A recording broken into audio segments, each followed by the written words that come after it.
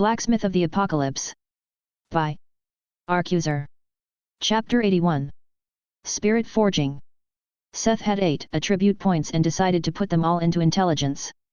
He felt good with the rest of his attributes, so it did not hurt increasing his int to 28.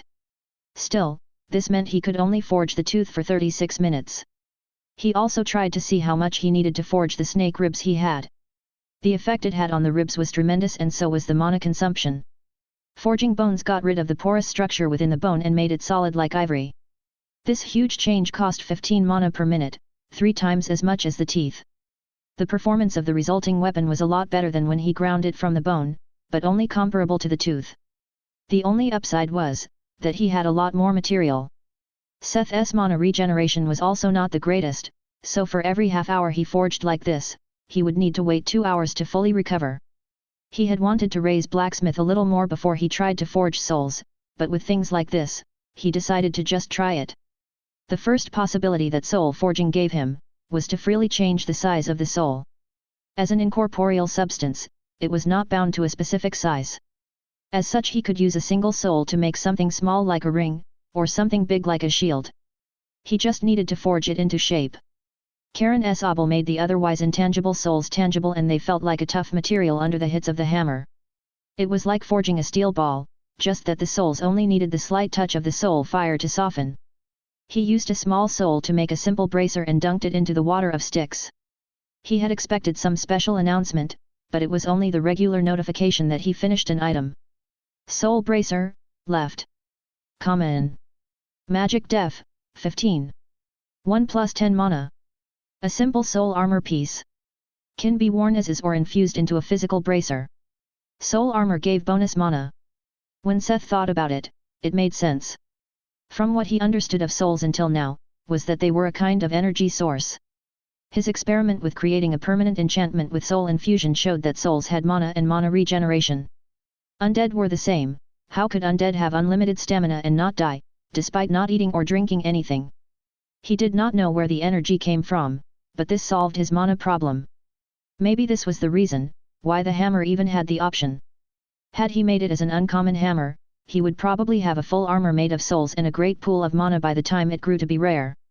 Like many other skills, soul forging had no progress bar, but making soul armor gave proficiency in blacksmith. The simple bracer gave him 0,3%. Did this change with the soul use? Seth made another bracer from the soul, medium, he still had from experimenting. Soul bracer, right. Common. Magic def, 125. 1 plus 77 mana. A simple soul armor piece. Can be worn as is or infused into a physical bracer. 77 mana and 125 magic defense. The armament made using a medium soul had roughly 8 times the effects of the small one and gave 3% proficiency in blacksmith. This was great. He could easily solve his mana shortage like this. And once his blacksmith grew further, he would also be able to make even better soul armament. As long as his skills grew, it would be a virtuous cycle and he would become stronger and stronger. All he needed were the raw material, of which he had not many left. He barely had 20 small souls left now. Just enough to make some more experiments. He tried infusing some of the small souls into the first bracer and he could see the defense and additional mana increase by 8 on average with every soul he infused. After 9 souls, the left bracer had attained stats comparable to the right bracer. Seth tried equipping them and they sank into his skin. He could not see it, but somewhere in the back of his mind, he could feel that he wore the armor. It did not feel like regular armor, but more like a soft and warm sleeve enveloping his arm. In his status window, he could see the second layer of item slots appear. These were the places the equipped soul armor was shown. At this point, his mana had regenerated, and with the 2 bracers, he had an additional 154 mana and 249 magic defense. There was something else he wanted to see, so he forged 2 of the snake ribs into saber blades. It was fast since the ribs already had the right curve for the weapon. This empties his mana reserve and Seth could observe his mana regeneration. After raising his int, he needed a little less than 2 hours to regenerate his mana, so it was roughly 1% a minute. What happened was that he needed maybe 13 minutes to get to 154 and then it slowed down. The rest needed the 2 hours to regenerate. The mana regeneration of the soul armor was almost 10% per minute. This was a crazy speed for Seth, a blacksmith. He had no skills to increase his mana regeneration as a caster class had, but now he had a rapidly regenerating additional mana pool. It was a shame that he had no active skills that used mana. It was like pearls thrown before pigs. But Finn would massively benefit from this. It was finally something he could make for the fairy, as soul armor had no set size and did not block any item slots. The last thing he wanted to try was engraving the soul armor. How awesome would it be, if he could technically enchant himself? If he could find the right enchantment, he could turn the soul armor into a growth time of sorts. As long as he kept fusing in souls, the enchantments could grow stronger and stronger. Reality put a stop to his premature dreams. The regular engraving tools could not leave a single scratch mark in the soul armor. They could not even touch it and went right through. After being depressed for a moment, Seth remembered the perk list and Karen's obel. It was not impossible to make tools that could change a soul. So maybe he would get something like this later, if he leveled his soul forging or enchantment far enough. Unbeknownst to him, Serena had snuck into his room and had watched him and the up and downs of his mood for the last hours. Seth almost had a heart attack when she took a deep breath. "Is something troubling you? What are you working on?" she asked, interested. She had seen him switching back and forth between forging bone and vigorously hammering thin air. It aroused the question of whether Seth had lost his mind or was really working on something she could simply not see. In the end, she could not suppress an curiosity and asked. Seth was dumbfounded for a moment. "Okay, but you have to swear not to tell anyone." "I will never tell anyone." "Pinky promise." She swore the holy oath and made a pinky promise with him, so Seth simply told her what he was trying to do and tried to keep it as simple as possible. "Can't you just use those invisible things to make something to work in them?" she asked innocently. "That's it." The scales fell from his eyes. Of course. Of course, the hint was in the description. Soul weapons can damage souls directly. It should be possible to make an engraving iron from a soul. He pulled the small girl into a tight hug and she kept giggling as he thanked her and praised her. What an intelligent girl she was and whatnot. After praising her to the high heaven, he went back to the anvil. He used one of his remaining souls to try and forge a graver from it. Soul graver.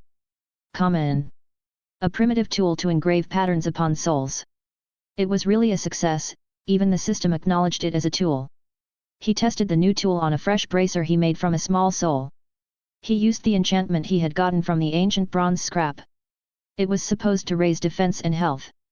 The result resembled his experiment on the sword.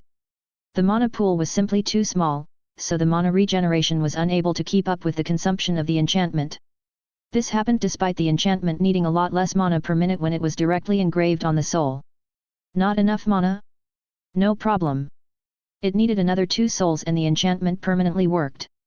In exchange, the bonus mana would regenerate slower. It depended on whether the enchantment used the same amount of mana as was regenerated. Seth was curious, what would happen if he reforged this bracer? He heated the bracer a little in the forge and the first hit of the hammer smoothened out the engraving, destroying the enchantment. He had no problem turning the soul into a simple ring. It was a good thing, he could salvage souls with little loss. Soul ring. Common. Magic def, 25. 1 plus 34 mana. A simple ring forged from a soul. There were more ideas he had, but he had not enough souls and other material to do it with clear consciousness.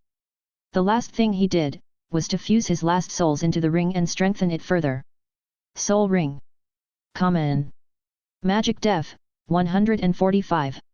1 plus 141 mana. A simple ring forged from a soul. Chapter 82. Goodbyes. In the following weeks, Seth alternated between forging the snake materials until his mana ran out and spending time with Finn, Serena, and the little iiser. One of these days the little iiser suddenly popped out of the pet space when was just having a short break from forging. Seth. I finally did it, it said excitedly. Surprised, the blacksmith asked the caterpillar what he had done. Didn't you ask me some time ago about holy gold? I can finally make it now. Ever since they started the journey, the little iiser was occupied with learning the art of making the ancient bronze from the memories of his ancestors. One component was the inner energy unique to his race. To grow this energy, it had to absorb a lot of energy from the sun, to grow its own reserves. That's why it had spent most of its time on the airship sitting and playing with Finn on the main deck. Finally, I had succeeded in learning the art and the system even turned it into a skill. Now he just needed to eat copper and tin, or regular bronze. The caterpillar explained all this to the blacksmith, who kept nodding his head like a bobblehead.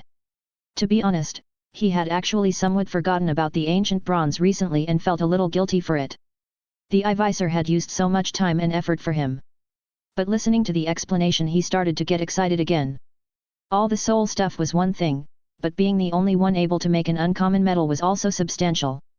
Alright, should we try it? Seth asked and brought out the copper ore and ingot he had farmed in the cave and tin he had bought in Hike.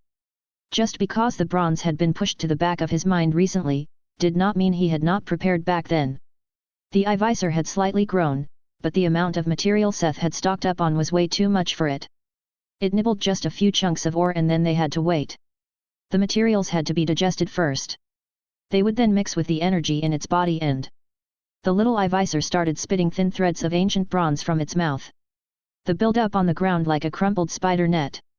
It took a while, but with a tiny squeak, the threads stopped shooting out. The little caterpillar was heaving for air and was totally exhausted. Sorry, that all I can do in one go, it apologized, comparing the tiny heap of thread to the masses of material Seth had brought out earlier. What are you apologizing for? This is great. Seth had just sat there and watched in wonder as thin golden bronze wires came from its mouth. It was very thin, like a thread, but also strong like a wire. He had the perfect idea. Seth thought of the armor made of the thread of Arachne and remember was Cerno had said that this was originally used to make garments for their god. As long as he found a tailor who could weave this thread into cloth, he could get a gambeson made from this, or robes for Finn. It was the best material to wear as the first layer of armor.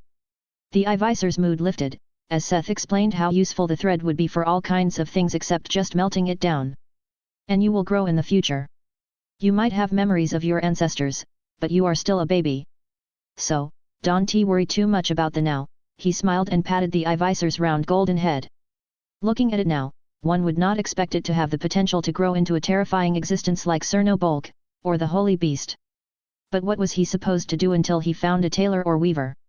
After the iiser left to replenish his energy in the sun on the deck, Seth was left with a heap of iiser, wool. It had a strength similar to high-quality steel and a magic conductivity close to mithril. Seth thought of covering steel with a thin layer of it. Seth tried something we would call brazing on a small dagger, but it had a terrible success rate since he had no flux to help the bronze stick properly. After a few fails, he shelved the idea for now. Maybe he could ask a blacksmith, once they reached Aura.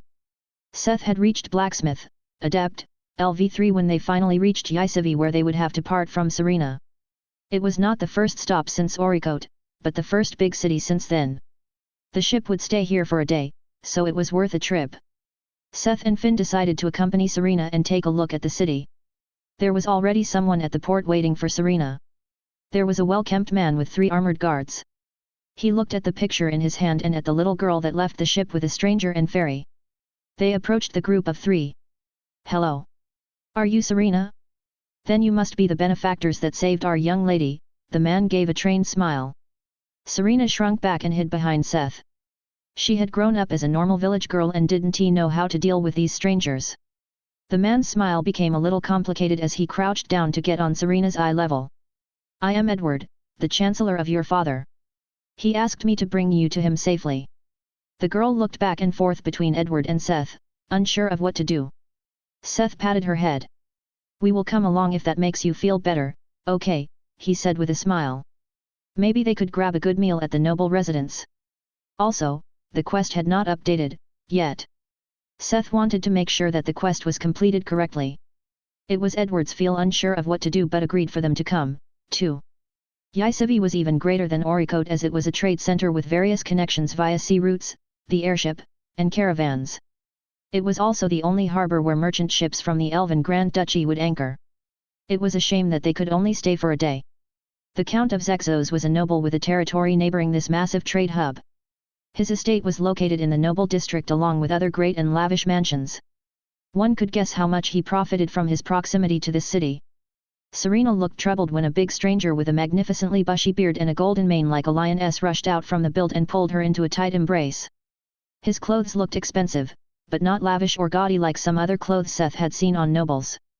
The fine cloth stretched over well-trained muscles as the Count hugged his daughter. Ding! You have complete quest a last request. You have received loyal soul, medium, experience. Intimacy with Count Zexos has risen. I am so glad you are okay. My poor baby. Seth blinked perplexedly. Even Finn was surprised. Serena didn't know how to react, and Edward wore a wry smile. The Count really loved his daughter, despite never appearing before her. He had always kept in contact with her mother by exchanging letters. Serena warmed up to him when they talked about her mother, and he explained why he could not be with them. It was the typical excuse that he was not powerful enough to protect them. Seth didn't really listen to that part after the quest had been completed. The Count seemed very sympathetic, especially since he did not stop thanking them. He even gave them 50 gold and invited them to a meal. Serena would be safe if she stayed with this man. They spent the day at the mansion with Serena and her father, before leaving Ysivi the next morning. Chapter 83. Aura. Finally, they reached Aura, the great dwarven city at the foot of the mountain range. Almost 4 months for a journey that he had not planned in the first place. The airship had done many stops in between, and Seth had used a chance to actually enjoy this different world. His knowledge of materials had not grown a lot, but his blacksmith, adept, had reached level 4, and he had become accustomed to the system institutes like the auctioneers. But today was the day his stumbling in the darkness would end. The city before them was Aura, a magnificent city with one half sprawling over a great plain and growing high into the air, with its other half being built into a great cliff wall. The raven-black walls of the city towering over the plain could be seen from a far distance. Sections of the wall were separated by giant statues of dwarven warriors and watchtowers laced with white and golden ornaments. Behind the black walls was an ocean of buildings growing higher and higher the closer they were to the cliff, with roof shingles in several shades of blue and their walls ranging from dark grey to white like marble. This was no organically grown village that had grown into a giant city. This was a thoroughly planned and well-constructed metropole. The airport was situated outside the Great Walls, so even the nobles traveling on this cruise had to pass the gates under scrutinizing eyes of the guard and the overwhelming presence of the dwarven stone guardians. It was humbling to stand at the foot of the 30-40 meter tall giants. Even Finn looked up at their hewn faces, slack-jawed before this sight. The 20-meter high gates of the city, which barely reached the hips of the guardians, were richly covered in decorative fittings. Just the skill that went into these fittings convinced Seth that he had come to the right place. People enter via a smaller gate embedded into the giant gates. Similar to when he became part of the Adventurer Guild, their status was checked to see whether they were wanted criminals before being let in by the watchman. What came before their eyes was a bustling main street that was slowly rising into the distance, all the way up to the cliff where another great gate was situated in the cliff wall, where people would enter the other half of the city. The part where the dwarven population lived in high halls and complexes built directly into the mountains. Other, similar gates led to the expansive networks of mines that pervaded the stone and led deep into the central mountain range. So far and deep, that even among the dwarfs few had an idea where exactly they led. The main business of the city was obvious in the shops that primarily lined the main street. Blacksmiths, engineers, enchanters, all kinds of weapons and armor shops. Jewelers and gem cutters that sold raw materials and products made from the several rare gems and stones mined deep in the roots of the mountains. Magic and alchemy were also a big part of the scene, as many rare materials came from mountains and the dungeons that grew in the old abandoned mines. Just walking along the street started filling his catalogs with all kinds of entries and blueprints. This was what he had wanted all the time. He looked like a very poor child smiling from ear to ear entering a chocolate factory. Rare materials like fire glass or mithril were easily available here. Although expensive, they were still a lot cheaper than in the auction house. Some vendors even told him that adventurers could find materials like these in the dungeons below the city.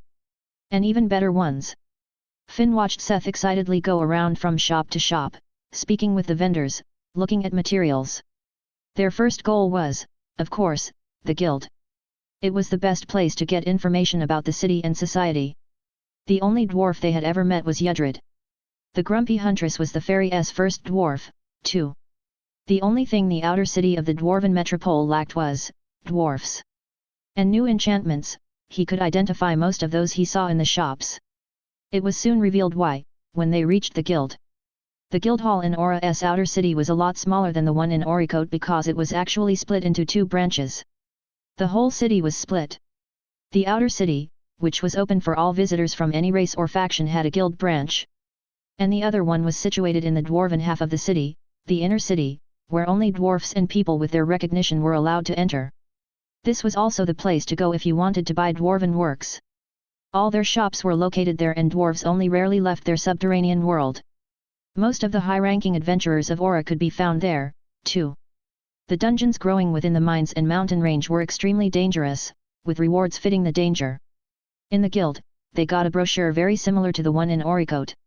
It had a simple map of the city with the locations of the most important facilities and a catalogue of inns and shops found in the outer city. Since all the dwarfs were hiding in their mountain, Seth needed to find the way in. The receptionist explained to him the 3 ways to get entry permission. The first was to be a B-rank adventurer, which meant that he would need to level up and succeed in the rank-up examination. The second was to increase his reputation in the city and take a test by a Dwarven official. The third was to be invited by a master from the inner city. Masters of their craft had a high standing in Dwarven society, and bringing in anyone they liked was just one perk. Not just anyone could waltz into the halls of stone, as the locals liked to call it. They checked in with a medium-sized inn called the Lucky Miner. James, the owner, was a friendly elderly beastman with droopy dog ears. He had been a miner in his youth and experienced a windfall when he found an especially big ingot of mithril, which led to a whole new vein. He used the bonus to open this inn with his family, hence the name. His wife and son were great chefs and the inn was known for its food. One of the reasons they chose this place. After a good meal they wanted to leave again, but the iiser wished to stay in the room. It wanted to absorb more solar energy, so Seth and Finn left without it. Following the inn was the church. Seth wanted to send a message to Simon that he was still alive and finally reached his destination, after 4 months. The local church greeted him respectfully after affirming that he was an affiliated Orihuma. Sending things with the guild was quite expensive, even letters. Especially across worlds. Sending letters for free was the only free and reliable service he got as a lay follower.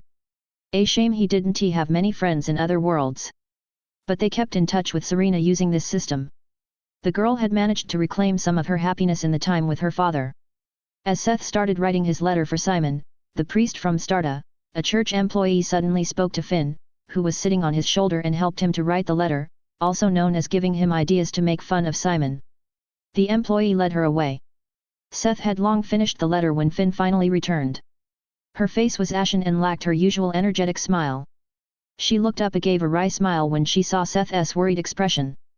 Finn is sorry, Seth. Finn, I will have to return home soon. Chapter 84. Parting Ways. Seth's jaw fell open and he didn't know what to say. My father sent me a letter. He says it's important that I return as soon as possible, and I. She had dropped her cute act. She tried to hold back, but big tears welled up in her dark eyes. She bit down on her trembling lips.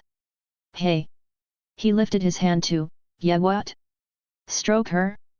As he stood cluelessly, she rushed into his chest and firmly grabbed onto his shirt. She started sobbing with big tears and snot running down her face, promptly soaking his clothes. Finn do iiser not want to wiew. Finn want was to stay with Seth. Wah! He cupped his hands so the little fairy could sit on his palm, her tiny fist still firmly lodged onto his shirt. Seth felt a tinge of sadness at the thought that he would leave his side. Seth had tasted loneliness. Maybe not as much as others, but enough to fear it. Finn had helped him more than she might have known. After his parents died, Seth had isolated himself. He avoided people. He cut ties. He had not realized it until all the things that kept him occupied were gone. He remembered back in Deltan. There were moments when he sat alone in the dark, staring into the forge and asking himself why he was even trying so hard. Grinding had been another way to distract himself, but it was not a cure. Traveling with Finn, having a friend. Simply her being there had helped him a lot to cope with everything. He hugged her back tightly. Hey, Finn. This is not a goodbye. It's a see you later. Get it, he said in a steady voice. When your business at home is done you can come back here. And if you don't come back then I will come over there. I will travel to the fairy world. She looked up at Seth's serious face. And no matter how long I have to look, I will find you. This is a promise. He made it sound a lot more like a threat than a genuine promise, but a big smile appeared on Finn's face. She had been worried that she would be bogged down in duties again once she returned. She couldn't help but laugh. Thinking of him being thrown to some random place in the fairy world and rushing around like a headless chicken trying to find her. It had helped to lift her mood. You better not come looking for Finn. We both know what would happen. You are right. See you later. Don't think you can get rid Finn this easily. Finn will hunt you down. You will never escape. Oh really? Not if I find you first. I will be stuck to you like a leech. No. Finn will be the leech. Finn will be like the thought in the back of your mind. Always there. They kept bickering back and forth about hunting each other down and that there was no escape. In the end, they could not come up with any more dumb phrases and calmed down. The employee had watched the whole drama in awkward silence. The matter was really important and the fair folk paid for an express portal. Finn has to leave now, she gave Seth a last hug. Goodbye. Seth held her back. See you later. Don't forget it. She smiled and left with the employee, leaving Seth behind. As he looked at the first friend he had made in a long time leave, a warm caring feeling rose up in him. It's okay. I am still here. It was his connection with his pet, the tiny iiser, that had grown a lot stronger during their journey. It shared a lot of his feeling and understood his current mood. So, it reassured him that he was not alone. Yes, he still had a friend with him. And had made several others on his journey, even if they were not here now. Thanks, he said to no one in particular and left the church. Back on the busy streets of Aura, Seth felt lost. He wandered the streets, just looking around. It was the storefront of a grimy little pub that caught his attention. The withered sign in the shape of a beer mug hung crookedly above the sturdy door, only held by one rusted chain. Warm light fell through the bull glass onto the muddy street. He had entered the slums before he knew it, and even around here it didn't seem like a very reputable establishment. It was perfect to get fucked up. The floors were caked in mud and dirt, but the pub was filled to the brink. All kinds of rough-looking guys and miners filled tables and spaces in between. The air smelled of sweat and cheap beer. Half a pig was roasting over a big fireplace in the corner beside the bar counter. Thick grease was glistening on the meat and dropping into the fire below, adding another savory note to the mix of odors in the room. The place was dirty, smelly, and filled with hairy, grimy guys. It was revolting. It was the place Seth felt he had to be. He squeezed into the mass of bodies and made his way towards the bar. The barkeeper was not someone you wanted to buy food from.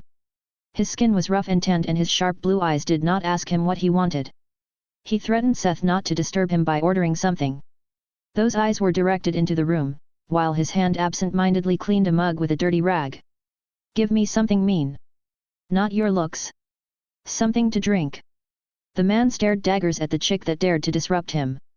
Still, he pulled out an unlabeled clear bottle filled with a clear fluid. A small glass was smashed onto the counter before Seth and left a dent in the aged wood. Or maybe just in the layer of dirt that covered it. The clear liquid filling the small glass had a tint of green, and a tiny black maggot was floating in it. The keeper still kept mum, but he smiled disdainfully at the pup that challenged him. Seth empties the glass in one shot. The drink felt like acid shooting down his throat. He chewed the maggot with his mouth open and swallowed it in spite. Another, he said, and knocked with the glass on the counter. The keeper's smile was gone and he refilled the glass. Again, Seth emptied it in one shot. He could feel his health deteriorating, but his HP regeneration covered it thanks to his endurance and the pendant of the Nightcrawler. Another. The barkeeper lifted one of his brows and looked at him askant before filling the glass again. This was not a booze anybody took a second shot of. He had seen people going, temporarily, blind after the second glass. What was wrong with this guy? Another. It was the only word the blacksmith kept repeating in the lively atmosphere of the pub. The barkeeper would refill his glass and Seth would empty it again. The cycle kept going until the first bottle was empty. The keeper grunted and left unwillingly to get another bottle. That stuff must taste quite good if you keep drinking it like that. Mind if I join you? A merry voice sounded beside him. Seth looked to the right and his eyes fell onto a small figure. A short beard, a simple slide cap, a worn shirt, and pants with suspender, everything covered in a dark layer of stone and coal dust. A dwarf? A miner just like the other workers in the pub. Do what you like. The dwarf sat down beside him and also ordered a glass of whatever this terrible booze was. The barkeeper scowled at but put another glass on the counter before filling both glasses. Seth downed the drink in one go. Oh wag, the dwarf beside his started spitting it all over the place as his body revolted in a jolt of self-preservation. What the hell? How can you drink this shit with a straight face? Another, he said and smirked at the dwarf. The barkeeper had actually stopped caring about the crazy person some time ago and refilled his glass. The dwarf got a different drink but did not leave. On the 5th shot, Seth was already quite drunk when a notification rang in his mind. Ding! Passive skill, poison resistance acquired, thanks to continuous exposure to a weak poison. Seth sighed, the booze had lost its bite. He was already wasted, so he didn't really care that much and took it as a hint to stop there. He knocked on the counter to signal that he wanted to pay. 7 silver, the grumpy barkeeper said in a hoarse voice. They were the first and only words he spoke to Seth. He looked questioning at Seth. The other put 10 silver on the counter. He gestured at the dwarf that had fallen on the counter beside Seth to show that it was to pay his bill, too. He had not asked or looked for company tonight, but he still appreciated it. He patted the dwarf's shoulder and left the pub to look for an inn for the rest of the night. Chapter 85. New Beginnings. The bright light of the morning sun that fell in through the windows woke him up and hurt in his hungover eyes. It was a tiny window and the light fell into a tiny room right below the roof of an inn. The place was sparsely decorated with the bed he lay in, a cupboard, and a table with a chair. Clothes were randomly spread on the floor. Something soft was pressing against his chest and his right hand caressed a smooth back when he tried to move. He had an educated guess but was still surprised. He looked down and saw a cute girl with a pair of fluffy ears poking up from her maroon hair. She was snuggled up against him, using his shoulder as a pillow. His touch had woken her up and now she looked in his face with a big smile. "You are awake," she said and came up to give him a deep passionate kiss. Seth had no memory of this girl, but he made sure to use all morning to make a few new ones with her. "Phew, you are a real surprise," she said after getting up. She picked up her things and started to get dressed. Seth stayed in bed and watched the beast girl covering her lithe and well-toned body. She wore a short leather jacket exposing her midriff, knee-high boots and leather hot pants. "And you are still not satisfied," she commented on his gaze not leaving her body. With an embarrassed cough, Seth also got up to get dressed. He really didn't remember how he met such a beauty and seduced her, but he didn't complain. Or was she a prostitute? Did he have to pay her? As he was hit by conflicting thoughts, she stepped up to him, got on her toes, and gave him another kiss. "This is goodbye, big guy," with her finger tracing his collarbone she added, "If fate is with me, I would love to meet you again." With that, she left before Seth could even say a word. When Seth came back to his senses, he found a stack of silver coins on the table. The girl wasn't the prostitute, he was. He sat down and looked at the stack of 15 silver coins on the table. He got drunk, got laid, he got paid all in one night. Waking up with a beauty in his arms was not bad. Maybe he should quit blacksmithing and become a male prostitute? He would not mind if this was his kind of customers. He shook his head. Although he felt a lot better after a night of debauchery, it was not the life he wanted. He needed to return to his inn. The iiser was probably worried. It had also helped clear his mind. Seth was free to do anything he wanted right now, and what he wanted was to grow his skill. He needed to get into the Dwarven district for this. Seth had no idea how he would grow his reputation and get invited. He could open a shop and hope for the best, or rank up as an adventurer. It was a simple decision, really. He would just do both. It was past noon when he finally returned to the inn. The caterpillar jumped him and flooded him with accusations. It had really worried a lot.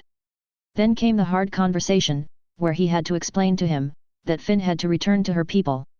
Unexpectedly, it had weighed a lot more on Seth's mind than on the iiser's. Even so, it sometimes acted childishly. It was actually quite mature when it came to things like this. "So, what do we do now?" the small iiser asked him. Seth explained the situation to it and set off for the Adventurer Guild. On one side he wanted to ask for information on how to open a shop. On the other side, he wanted to know what the requirements were to rank up. And last but not least, he wanted to use the guild for what its primary purpose was, to get a quest and visit dungeons. He was halfway to level 21 and needed another 2 SP to get the next level on Spirit Smithy. It was not far to the guild and they soon arrived. Past noon most of the adventurers had long left the guild building after getting a quest. The receptionist and a few people drinking in the bar were the only ones in the guild. Seth could walk straight to the counter. The receptionist greeted him with a well-trained business smile, although it twitched a little. Seth had not taken a bath after his nocturnal activities and the receptionist could smell that. Adventurers that came way too late, long after the morning rush, and didn't even bother to wash up. She was still new, but the training showed its worth. Otherwise, her expression would have been a lot different. "How can I help you?" First Seth asked about the requirements to reach B rank. She was surprised to see that he was a C rank adventurer as a blacksmith at just level 20. But the fact that he was an Orihuma seemed to explain a lot to her. There are 2 ways to become a B rank. The first is to be a reputed adventurer and reach the required level, which is level 50. Of course, we know that depending on class, race, and other circumstances the power of an adventurer can vary, independent from their level. This is why the second option is to take a rank-up exam. An examiner will judge your abilities and personality during a B-rank quest. As long as you pass the exam, you can become a B-rank adventurer. She rattled the explanation off like reading from a textbook. Here is a request formula to take part in the next rank-up exam. It's in 2 weeks. She gave him a piece of paper via the tray. "Oh, thanks. Say, if I wanted to open a weapons shop here in the city, where would I have to go?" She started to list all kinds of licenses and places he would have to go and get if he wanted to open a shop in the city. It was a huge flood of information that totally intimidated the young blacksmith. What was this? Why was there so much bureaucracy in such a medieval-looking society? She had a smug smile, seeing his stressed expression. They had these people sometimes. New in town, just trying to gain reputation and enter the Dwarven city. Without the knowledge of what it all entailed. After dunking Seth into the despair that was future paperwork, she threw him a lifeline. If you only want to gain reputation, so you get access to the Dwarven city, you can also simply make a contract with an already existing shop. You become a supplier and other people will take care of the paperwork. And if your products are as amazing as you think they are, you might get invited to enter the city. Seth's eyes shined. Profit without taking care of customers was the best profit. He talked with the receptionist about the different shops that came into question for this kind of arrangement. In the end, he also filled out the request paper to take part in the next exam before leaving. Chapter 86. Performance Test. Seth had 2 weeks until the exam and quite a few things to do. As the receptionist had explained, the exam would be a B-rank quest under the guidance of an experienced examiner. A B-rank quest could easily take several weeks on its own. He would have to make preparations for his journey and look for a shop to sell his weapons. He still had a few leftovers, that he did not sell via the auction house yet. He had actually made quite a sum with the uncommon snake weapons, selling them for 4 to 6 gold coins apiece. They had become very popular after he had gotten his hands on a poison enchantment during one of their stops. There was another thing they had wanted to do for a long time but didn't get to do during the journey. It was to test the iiser's performance in battle. The caterpillar looked like a very cute pet, but it had the skills and memories of an extremely powerful species. It had grown a lot in the last weeks, from a plushie to the size of a hug pillow. Seth planned to enter a low-level dungeon to see what skills the iiser could use for now and increase its level for the upcoming exam. On another note, he could not forget the things he needed himself. There was the need to find a weaver or tailor to make cloth from the iiser's thread. The little guy had made quite a lot of it in the weeks of their journey. He wanted to make padded cloth armor, a gambeson, to wear below his new armor. New armor? Yes. It was a full set of snake armor. Seth had used almost 25 snake ribs and some of the juvenile snake leather to make a lamellar armor and fitting shoulder guards, bracers, and greaves. The lamellar armor was made up of overlapping plates of snake bone held together by strips of leather. The other parts were technically snake leather armor reinforced with bone plates. He lacked the soles to give the armor any great properties, but they sported a natural resistance against poison and corrosion. The durability was a lot better after forging them with Karen's obel when compared to parts ground into shape. He had not touched the fire glass or remaining dark steel for this armor, because he was still lacking in some areas. His end goal was to make a fireproof armor, after all. He didn't want to experience the embarrassment of being seen naked after using his fire, again. There was a small episode where the receptionist lady that had found him after dying in Hike's dungeon, could not look him in the eyes for the remaining time of his stay. She would blush furiously and look away, any time they entered the guild. Anyways. Because of this armor, he felt okay to face an old enemy. Water. It was time he followed the ice guy cliché and entered the sewer dungeon. The iiser's attack options were mostly magic, so it would be easy to farm weak monsters like slimes and sewer rats. A number of dungeons growing in its extensive sewer system. Aura's sewer system was also quite peculiar in that it shared the space below the city with some subterranean city districts. As one would expect from a dwarven city, even the part built for the humans had roots that reached deep into the earth. The underground was mostly an imitation of the districts above, but with cheaper rents and prices. Below the commercial district, for example, were 3 more layers filled with shops, underground bazaars, and the black market at the deepest level. The underground districts made a smooth transition into the sewer system below the better residential areas. This came in handy as Seth could cross the commercial district and take a look at the shops the guild receptionist had told him about. Seth should have known it, but the shop owners shamelessly abused their status. It was no secret that many people preferred to dodge the paperwork and costs of an owned shop when all they wanted was an invitation to enter the Dwarven district. As such, to commission the selling of products they quoted rates that were even worse than simply selling the item to them. Splitting the money 60:40 or even 70:30, just to mention the blacksmith's name when the item was sold was a joke. Just because Seth had money, didn't he mean he would ignore getting ripped off? No, especially because he had money, opening a shop seemed more feasible. Another thing Seth was unable to deal with, was the merchant's arrogance. They dared to act as if they did the people they ripped off a favor. It was late afternoon when he finished visiting all the shops recommended. None of them were any good. Even those with better rates had this pretentious demeanor Seth just could not stomach. He shook his head to clear his mind. It was already getting late now and he wanted to give the dungeon a visit. There were many staircases located in the district that led to the underground passages below. Seth just needed to enter the first underground floor of the shopping district and follow the signs. This underground floor was a lot cleaner and appealing than Seth had thought. Except for the fantasy atmosphere created by the kinds of shops, products, and people of different races filling this subterranean world, it could have been a modern shopping arcade. The sewer dungeon was separated by a big door covered in iron plates. There were 2 guards at the door, checking people's adventurer ids. When the door opened Seth could hear the hiss of air as if the door was an airtight seal. It had to be, because the smell of the sewer that could not be smelled until now, came over him like a wave and hit him like a wall. If this door was not airtight, the whole place would smell of this. Seth entered before he could change his mind, but he swore that this was the first and last time. Once the door closed behind him, he summoned the iiser from the pet space. A shiver ran through its body and it shook its head around. "Q. I will only enter this once. We are not doing this again." They were in tacit agreement, to never enter a sewer again after this was over. The iiser crawled in front, as it would be the main firepower during the dungeon dive. When the 2 fought together, the experience was evenly split between owner and pet, but only if both did damage to the target.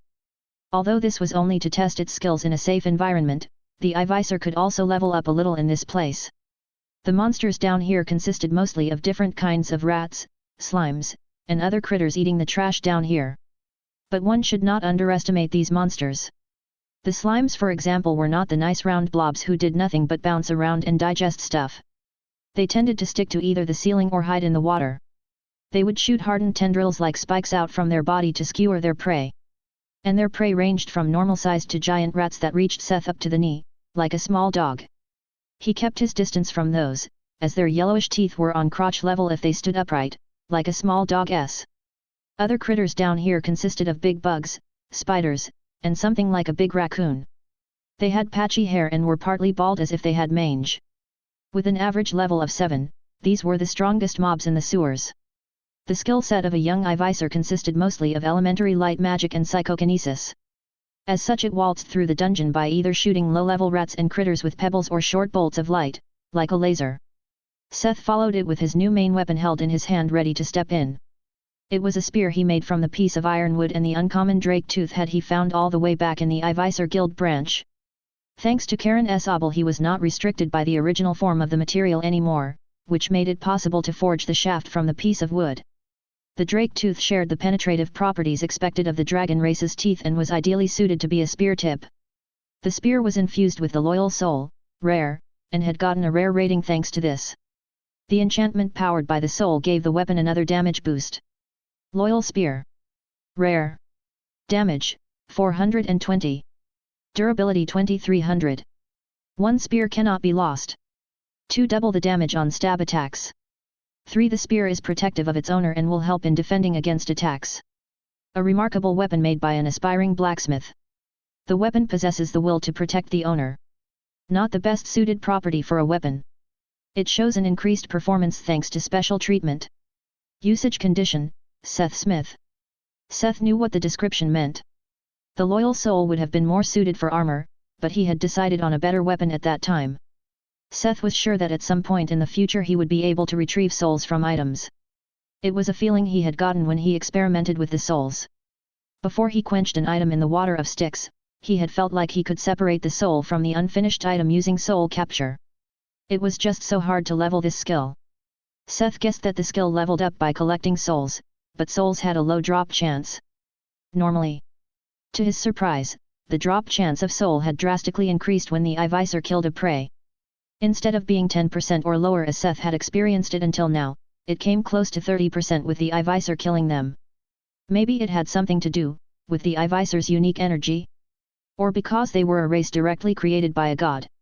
He didn't know, but he happily collected the fruits of this circumstance. Chapter 87. Iiser's name. In the evening they finally left the smelly dungeon. Unfortunately, the smell had already stuck their bodies. A rigorous bath was desperately needed.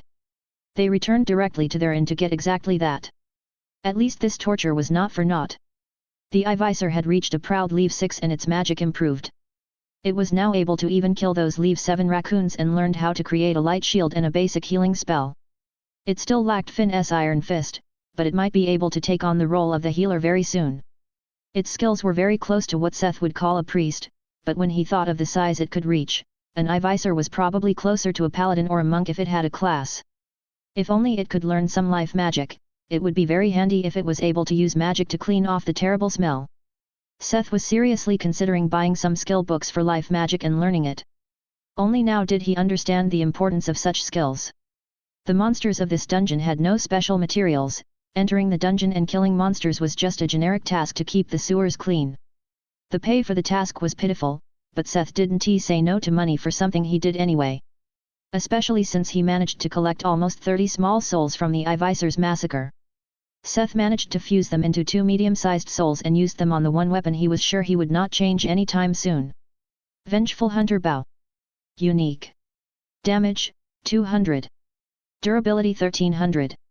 1 arrows shot with this bow show malice and will correct their trajectory to hit vital points. 2 inflicted wounds will hurt more, heal worse, and get infected. A frightening weapon made by an aspiring blacksmith. A bow possessed by a strong malicious will to hurt its benefactor's enemies. Usage condition, Seth Smith. The stats had increased again and this time the chance for the wound to become infected became a guarantee. This became a really terrifying option. Even if someone or something managed to escape, healing was impeded and infection guaranteed.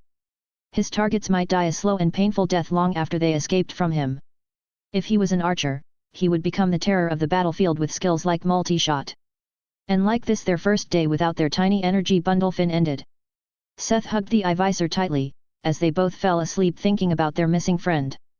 The next days were uneventful. The iiser would wake Seth early in the morning and they would go to stuff themselves with food. The caterpillar tried hard to keep up with Seth's voracious appetite, but could not eat several times its own body mass, unlike a certain fairy. They spend these days farming souls and experience in the low-level dungeons. The not-so-smelly ones. This also gave Seth the chance to explore the different kinds of dungeons. Generally, there were those that grew in already existing structures like the sewer, a tomb, or an actual dungeon. But there were also those that would grow as an own structure. There was a tower in Aura that had 25 floors above and an unknown number of floors below ground. This was the place they spent most of their time in these days. The most interesting ones were dungeons that existed as a portal that led to space bubbles. They could randomly appear independent from the surrounding. They were the most dangerous and unpredictable kind of dungeons. Sometimes they would lead to a completely different environment, or to something like a parallel version of the real surroundings. One would know where they led before they were explored and they had no divisions when it came to levels. If you randomly entered one such dungeon, you could end up in a forest with mostly harmless animals and suddenly get killed by a dragon coming by. After diligently farming all kinds of monsters in the low-level areas like goblins, kobolds, orcs, wolves and such the iiser reached level 10. QQO. I think I am ready to choose my name. It suddenly said one evening after they left the tower. The iiser had explained it to him and Finn back then. It was a tradition, that an iiser was not given a name by its parents. It would choose a name based on its racial memories and experiences, once it deemed itself ready. Kaiuaa. From now on, the great me shall be known by the name of Puffles, the Mighty. Puffles the Mighty. Are you sure about Puffles the Mighty? You keep forgetting it. It's Puffles the Mighty. I will call you Puff. Puffles the Mighty. Puff. Puffles. Puff. Kiuu. With a sad noise, it acquiesced to be called Puff from now on. Now Puffles was strong enough to accompany Seth into the dungeon with higher levels so that Seth could use the second week before the exam to strengthen himself. But first came a break to celebrate Puffles finally having a name. They really had enough from the lunch boxes they ate during the dungeon dives. Although they were no gourmets, they still grew to like the higher cuisine in their time on the airship. They washed up at the inn and left to celebrate. Seth wore his best set of clothes, one he had bought when he went to find a tailor to make the iiser cloth. The style and aura was different from what he had seen in the other cities they had visited. The clothing here was high quality, but of simple yet elegant design. It lacked the gaudy decorations and colors of noble fashion he knew. He was told that it was the Dwarven influence. While dwarfs were known for their intricate works when it came to masonry, weaponry, and jewelry, their taste for fashion tended to prefer simple and practical attire.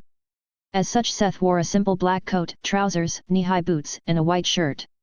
All of them were rated uncommon and had cost Seth a few gold coins.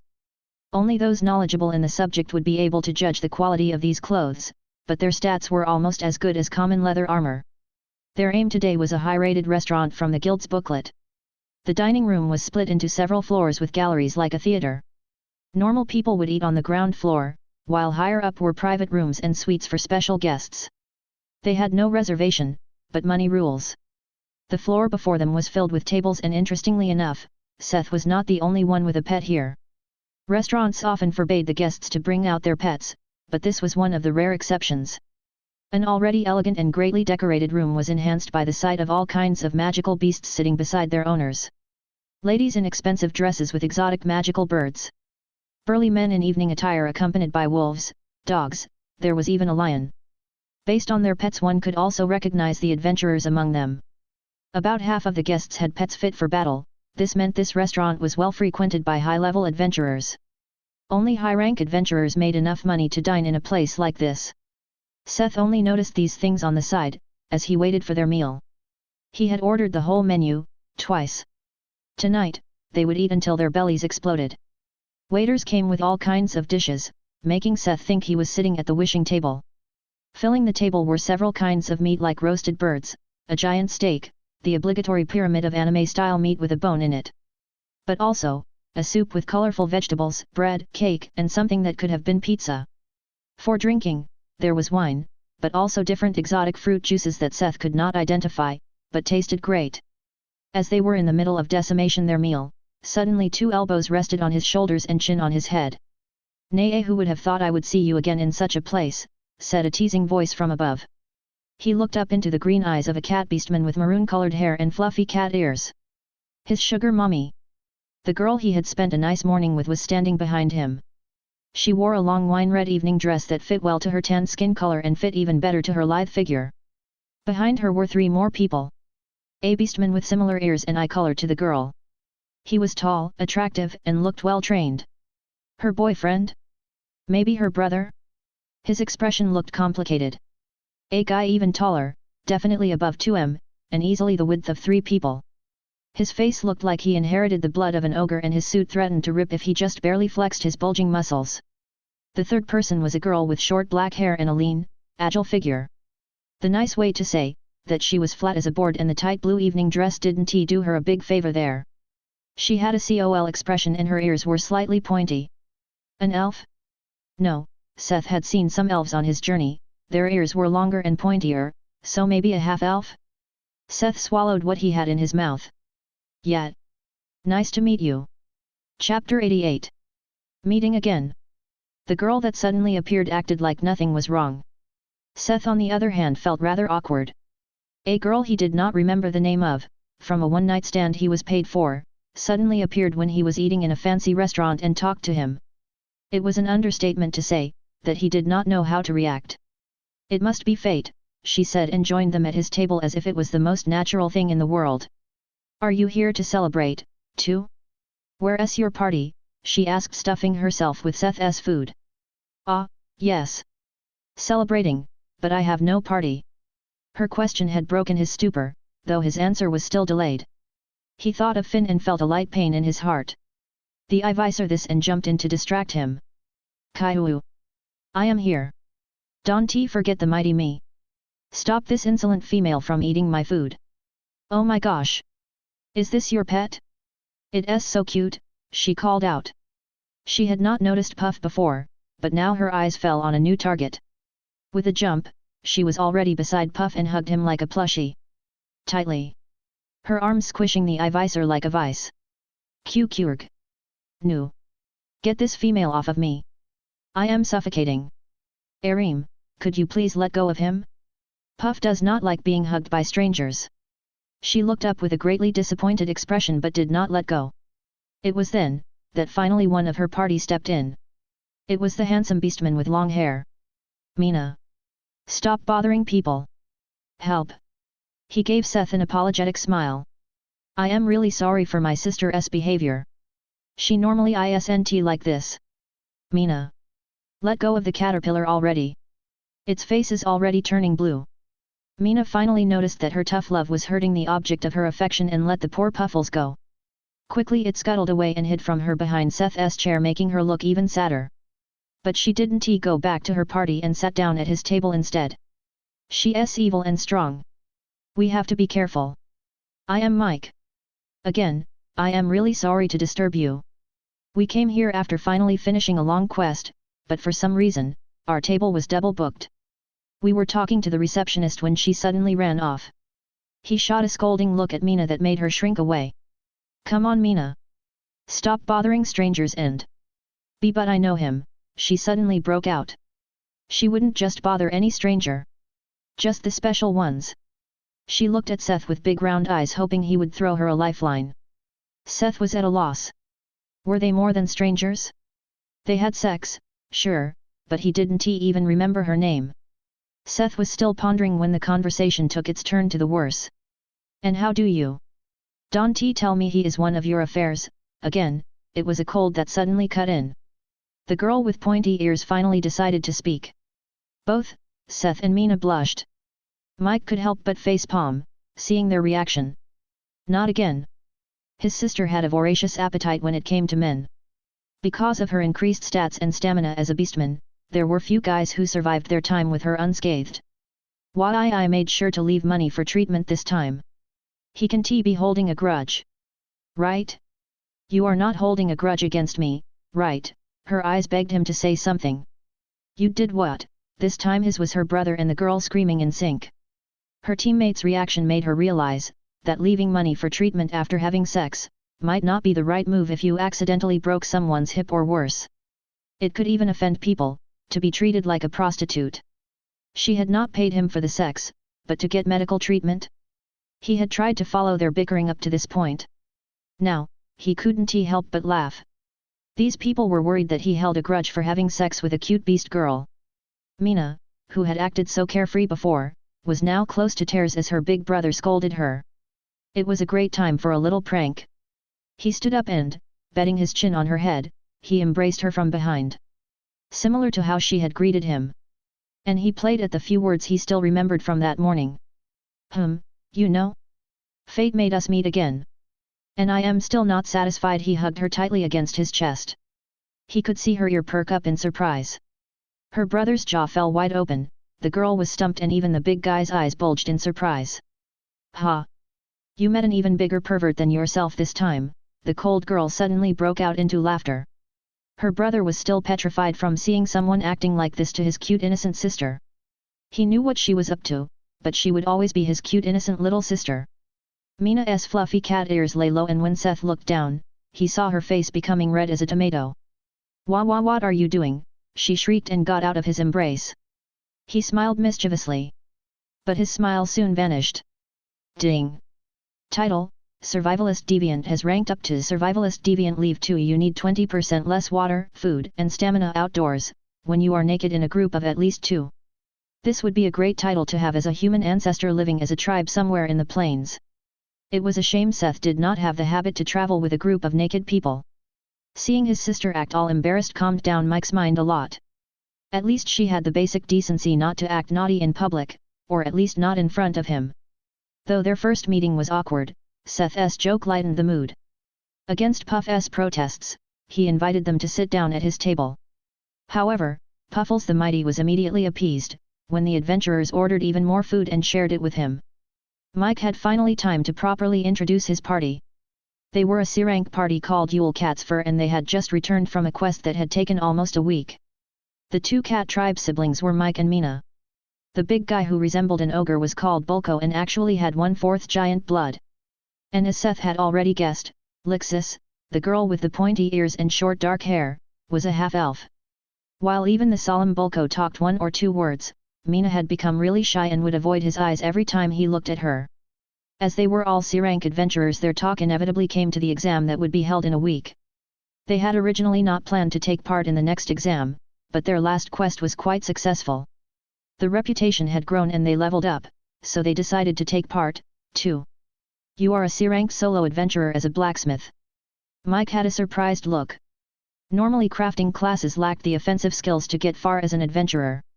You have to be strong then. Maybe you could join us for the exam? We could use another frontline attacker. Mike offered with a smile. Mike himself was a swordsman and played the part of a damage dealer. Mina was an assassin and Lixis was a sorceress. The surprising one was Bulko. With his giant build and muscular arms he was a priest. A pure priest for heals and buffs. Bulko had a whole origin story of his own. One where he started off as a very violent youth. He used to always use force to get what he wants. This was until he almost killed a priest that tried to stop him. He was no murderer, but in his rage had almost become one. Instead of handing him over to the guards, the priest taught him his ways and Bulko changed his class, swearing to never use violence again. Of course, none of them knew how deep the silent giant really was. He never bothered telling anyone. Seth easily agreed. He didn't mind finding new friends, and it definitely would not hurt to know some of the people beforehand. The exam was a joint quest after all. Another bonus was, that they could use the following week to train in the dungeon together. With an actual party, Seth and Puffles would be able to visit hunting ground with higher levels safely. As a proper C-rank party, the members of Yule Cat's Fur had an average level of 40. This meant Seth could safely leave 40 hunting grounds. With his level being 20, he would still get more experience like this, even with the experience being shared among more members. Chapter 89. Party Play. I am staying at the Lucky Miner. They had just finished their meal, with everyone being close to falling into a food coma. Before they left and split up again, the conversation led to their plans for tomorrow, where to meet. As Seth was still new to Aura, he suggested meeting at the inn he was staying at. The Lucky Miner? Isn't that the expensive inn at the Elven Square? Lixis exclaimed. She had a rather cold attitude until now, but it suddenly changed now. Expensive? Well, it's not cheap. But I would not call it expensive. Seth pondered. The night at the Lucky Miner cost 10 silver coins. That included 3 tasty meals and a private bathroom. Seth didn't perceive it as expensive. But Seth was rich, how would he know what the poor deem expensive? Lixis' eyes became gold doubloons. For C-rank adventurers like them, 10 silver for a single day was very expensive. A normal citizen would think adventurers made loads of money with their quests and in the dungeons, but they also had huge expenditures. They did not just need to buy food, they also paid for a place to stay, weapons, armor, and to maintain them. They also had to pay a lot of money for single-use items like potions. In the end, unless you became a successful B-rank adventurer, 10 silver for one night was a huge expenditure. And Lixis' new friend just talked about it like it was nothing. The shine of money had thawed the cold beauty's attitude. They agreed to meet in front of the Lucky Miner on the morning of the next day and split up. Seth held back Mina before she could leave completely. Hey! I meant what I said earlier. Would you maybe like to accompany me to my inn? He whispered in her ear. She blushed a little and pondered and then made a slightly complicated expression. Not tonight. Maybe tomorrow, she gave him a teasing smile and ran off after her brother. Seth shrugged and left, with the iiser back in the pet space. The next morning was warm and bright. Seth and Puff and a good breakfast before waiting for the party outside the inn. Today they planned to enter the tower's 6th floor that held monsters up to level 35. With Yule Cat's fur having an average level of 40, they would have some leeway on this floor. Just enough to train and get used to fighting alongside a new member. Soon Bulko and Lixus came into view, while Mina and Mike stayed at the other side of the street, keeping their distance to the inn. "Hey Seth," the elvish girl greeted him excitedly. She really became a lot nicer after knowing he had money. Bulko only gave him a nod as a greeting. "Good morning you two. What's up with the kiddies?" Seth looked at the siblings who looked almost uncomfortable. "They are kind of out of sorts with the owners." "Oh. Oh, well. Let us leave then." Was the thing between cats and dogs also a thing between beastmen of the cat and dog tribe? They were about to leave when a shout disturbed the calm morning air. "You unfilial children! Don't think I can recognize your teammates? I am not so blind as to not see you over there." James the inn's owner had rushed out onto the street and was furiously shouting at the cat siblings. Mina and Mike looked conflicted and remorseful. The grown adventurer had turned back to little children being scolded by their father.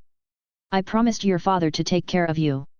We raised you as our own children and you suddenly run off to become adventurers. 3 years. Not coming back for 3 years. If Sean did not visit the guild once in a while you could have been dead, without us even knowing. Do you even know how worried I and your mother were?" With this he hugged the two siblings who had their stares fixed to the ground in shame. He hugged them tightly and tears ran down his cheeks. What had Seth stumbled into here? A full-blown soap opera? James had pretty much explained the whole plot. He and his wife had promised one of his former colleagues to take care of his children when he was in the mines. Their mother had died during the winter a year earlier. He died during a mine collapse, leaving the 2 children to James and his wife. They raised the 2 like their own children, but the 2 were adventurous and reckless. Which led to them running away and becoming adventurers, a dangerous job their adoptive parents would not have accepted.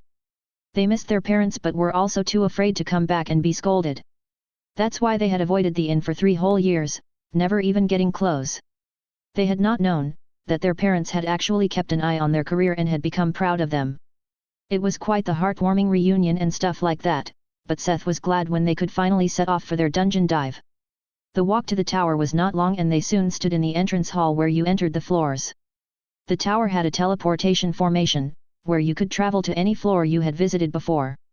Seth had not been to the 6th floor before, but as long as he was in Mina's party he could hitch a ride to the floor with them. But before they entered the dungeon everyone wore and checked their equipment. The team's eyes bulged when they saw Seth wearing a high-quality armor set and spear. They could not know the exact rating of the items, but they could tell that they were definitely not ordinary. Seth understood their reaction when he checked their equipment with Blacksmith's eyes. Except for Mike's sword and Lix's staff who were rated uncommon, they wore only common equipment. Only Mina daggers had a basic enchantment. This was actually very reassuring. It meant they had gotten where they were with their own skills. This didn't change the fact that all of them were marveled at Seth's equipment. "Oh wow! How much did you pay for this?" Lixus asked with sparkly eyes. "A lot of time. I made them myself after all," he answered with a laugh. "You made these?" Mina exclaimed and suddenly clung to him. "You wouldn't possibly have a pair of daggers for your girlfriend, right?" "Shameless," said the half-elvish girl that stayed clinging to his arm. Seth wrapped his arm around Mina's waist and got really close to her. "I have nothing for free. Not even for my girlfriend," he whispered in her ear. "Brr. Cheapskate. You are no fun," she said and got away from him. The greedy cold beauty also let go of him after knowing that he would not gift them awesome stuff. Before they entered the floor, Bulko cast group buffs on them all, increasing their defense and damage by 15%. Buffed up they entered the teleportation formation. This place was very different from the floors he had visited before with Puffles. The floors before always looked like human-made structures. The typical dungeons with long maze-like floors and rooms. But this floor was like a small world. Like the portal dungeons that led to a space bubble. They stood in a dark forest with a dim light shining down from the sky. The trees here were colored in shades from black to purple with gray to pale rose-colored moss and lichen growing on and hanging from them. The leaves were serrated and ranged from black to dark blue. There was no shrubbery and the ground was just wet dark earth. A cold wind was blowing through the forest and howling through the branches above them. Their breath hung like a white fog in front of their faces. Get in formation, Mike said, and everyone formed a loose circle around Lixus and Bulko, he casters. Mike and Bulko had also summoned their pets. One was an armored wolf, which was a monster that looked like a mix of wolf and armadillo. The other was a great snapper, which was a very big and more agile version of a snapping turtle. Both had a balanced attack and defense to reinforce the front line. Puffles, the Mighty, took his place in the center, beside the casters. The monsters that were supposed to appear on this floor were types of demonic insects. Seth had not met any demons or demonic creatures, yet. But they were a thing in the pathwork. One of the few factions that not just used the pathwork, but was able to hijack other worlds on their own. Be careful. These things could hide in any and every shadow around here. There are a lot of shadows. Yep. They slowly walked along a rough path. It was only distinguishable because the surrounding trees had a regular distance between them, forming this way. Chapter 90. Party Play, 2. His feet slightly sank into the soft dark earth of the 6th floor. The floor was dark, but thanks to his pendant he saw everything clearly. Still, it was Mina that was the first to find a monster. With a shadow step she had vanished from their formation. With a shout, a big spider with spindly legs and a big bulbous butt fell on the path. It was black with purple markings and had big wound bleeding with yellowish clear blood on its behind. Mina had brought it into the open with an backstab attack. The monster turned towards them and hissed at their group, spitting fluid in their direction. Before it could hit anyone, Bulko, the giant priest, had already cast a shield to block the attack. Mike had already sliced the creepy crawly apart before Seth could even react. Ding! Woodland Spider Leave 31 has been killed. You have earned experience. It was over before he could even use observation on the creature. He had gained 1% experience without doing anything. He would have gained more if he did it alone, but he wasn't even sure he could have dealt with this beast on his own. The party had wordlessly synchronized their actions and showed their splendid teamwork. Seth was impressed by their fast reaction and resolved himself to work hard in the future. If he wanted to survive back home, he needed to learn to deal with such situations. Mina, you loot it. Yeah. Mina had to loot all the corpses since she was the party's lucky hand with 33 points in luck. They kept going, searching for the right way. These planes were fundamentally different from normal dungeons where one could either go back or needed to clear the dungeon to escape. The dungeons that resembled tiny dimensions had the core hidden somewhere in the landscape. You could only clear them by finding the dungeon core or killing all the monsters. Of course, there were also special circumstances. Some dungeons could also be cleared with a quest and you could always use an escape scroll. But those were rare and expensive. In the tower, each floor was like a separate dungeon, and one needed to clear it to climb to the next floor. Obviously, the dungeon core of a floor was not the dungeon core of the tower, but simply the power center of the floor. Seth got his chance to shine soon enough. They had entered a clearing when a great group of centipedes silently tunneled out from the ground in the darkness surrounding them. This time he was the first to react since he could clearly see them in the dark. With a shout, he swung the spear. The sharp tip easily mowed down the centipedes like grass. They were about the length and thickness of an arm with thumb-sized pincers. Ding! You have killed demonic scuttler Leave 31. Experience gained. Ding! You have killed demonic scuttler Leave 33. Experience gained. Ding! You have killed demonic scuttler Leave 31. Experience gained. He hit 3 with one strike. Alarmed by Seth's shout, Bulko cast a greater light to illuminate the whole clearing. Promptly the rest of the party started to fight the roughly 20 centipedes surrounding them. Ding! Demonic scuttler Leave 32 has been killed. You have earned experience. Ding! Demonic scuttler Leave 33 has been killed. You have earned experience. Ding! You have leveled up. You are now Leave 21. The monsters were no problem for the Leave 40 party and they soon cleared away all monsters. They killed the second to last centipede and Seth finally leveled up. Just one more level and Seth would have enough skill points to level up Spirit Smithy. He had gained 9 attribute points and used them to smoothen his attributes. He brought strength and dexterity from 63 to 65, agility from 38 to 40, and put the remaining 3 into intelligence, bringing it to 31. After they looted all the mobs and Bulko recast the buffs, they kept going. Mike's party knew this floor already, so they were aiming for the dungeon core. After level up, he only got about 1% experience for the mobs on this floor. They met some more insect-type demons on the way, but it was barely enough for Seth to get halfway to Leave 22. But leveling up had not been the goal, to begin with. When they finally reached the dungeon core, Seth and the party had gotten a feel for each other's skills and how to work together. When they touched the core, they got the option to either go back to the lobby or proceed to the next floor. As the party leader, Mike decided that it was enough for today and they left the tower. It was late afternoon when they stepped out of the dungeon. Seth invited them for food at the Lucky Miner. After having reconciled with their parents, the two siblings and the rest of the party gladly agreed. At the inn, they talked about their plans for tomorrow over a meal. Mina and Mike spent the evening with their parents while the other two left. Seth had waited for this. He was not done for the day. It was just another 50% until the next level and he didn't think it would take very long to farm it alone. As such, he decided to visit another dungeon with Puffles as the sun started to set. Their destination was Ora's graveyard. Undead dungeons were the kind of dungeons Seth found himself always returning to. He had gotten used to the gruesome looks of skeletons and zombies. The dungeon was supposed to be an old crypt that was known to spawn undead up to level 20. They shouldn't be a problem for Seth and Puffles, who also leveled up quite a bit in their last dungeon dive. The iiser was now a proud level 16. He had no attribute points, but his stats naturally grew, increasing his defense, endurance, and mana by a lot. A cold fog covered the nightly graveyard and was dipped in an alien light by the colorful moons of this world. The graveyard itself was well kept and lacked a creepy and terrifying atmosphere. It was filled with an array of beautiful and lifelike statues displaying the great skill of the town masons. Seth didn't really know the rights of this world, but people who could afford such tombstones must have been wealthy. The entrance to the dungeon attracted negative attention, compared to the neat surroundings. It was an old and weathered mausoleum. Some bronze letters once spelled the family name of the people resting here, but many were missing, leaving the name unreadable. The hinges were so rusted, that the rotten door almost crumbled in his hand before opening with an unpleasant creaking.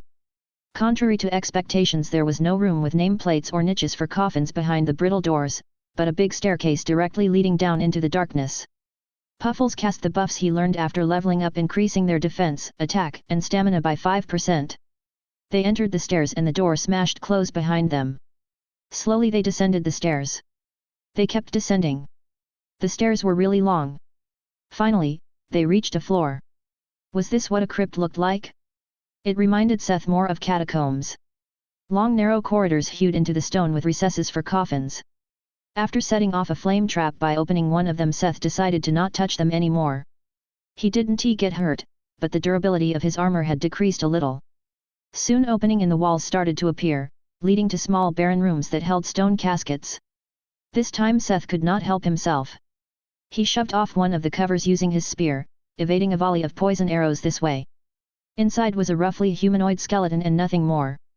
It really wasn't worth the effort.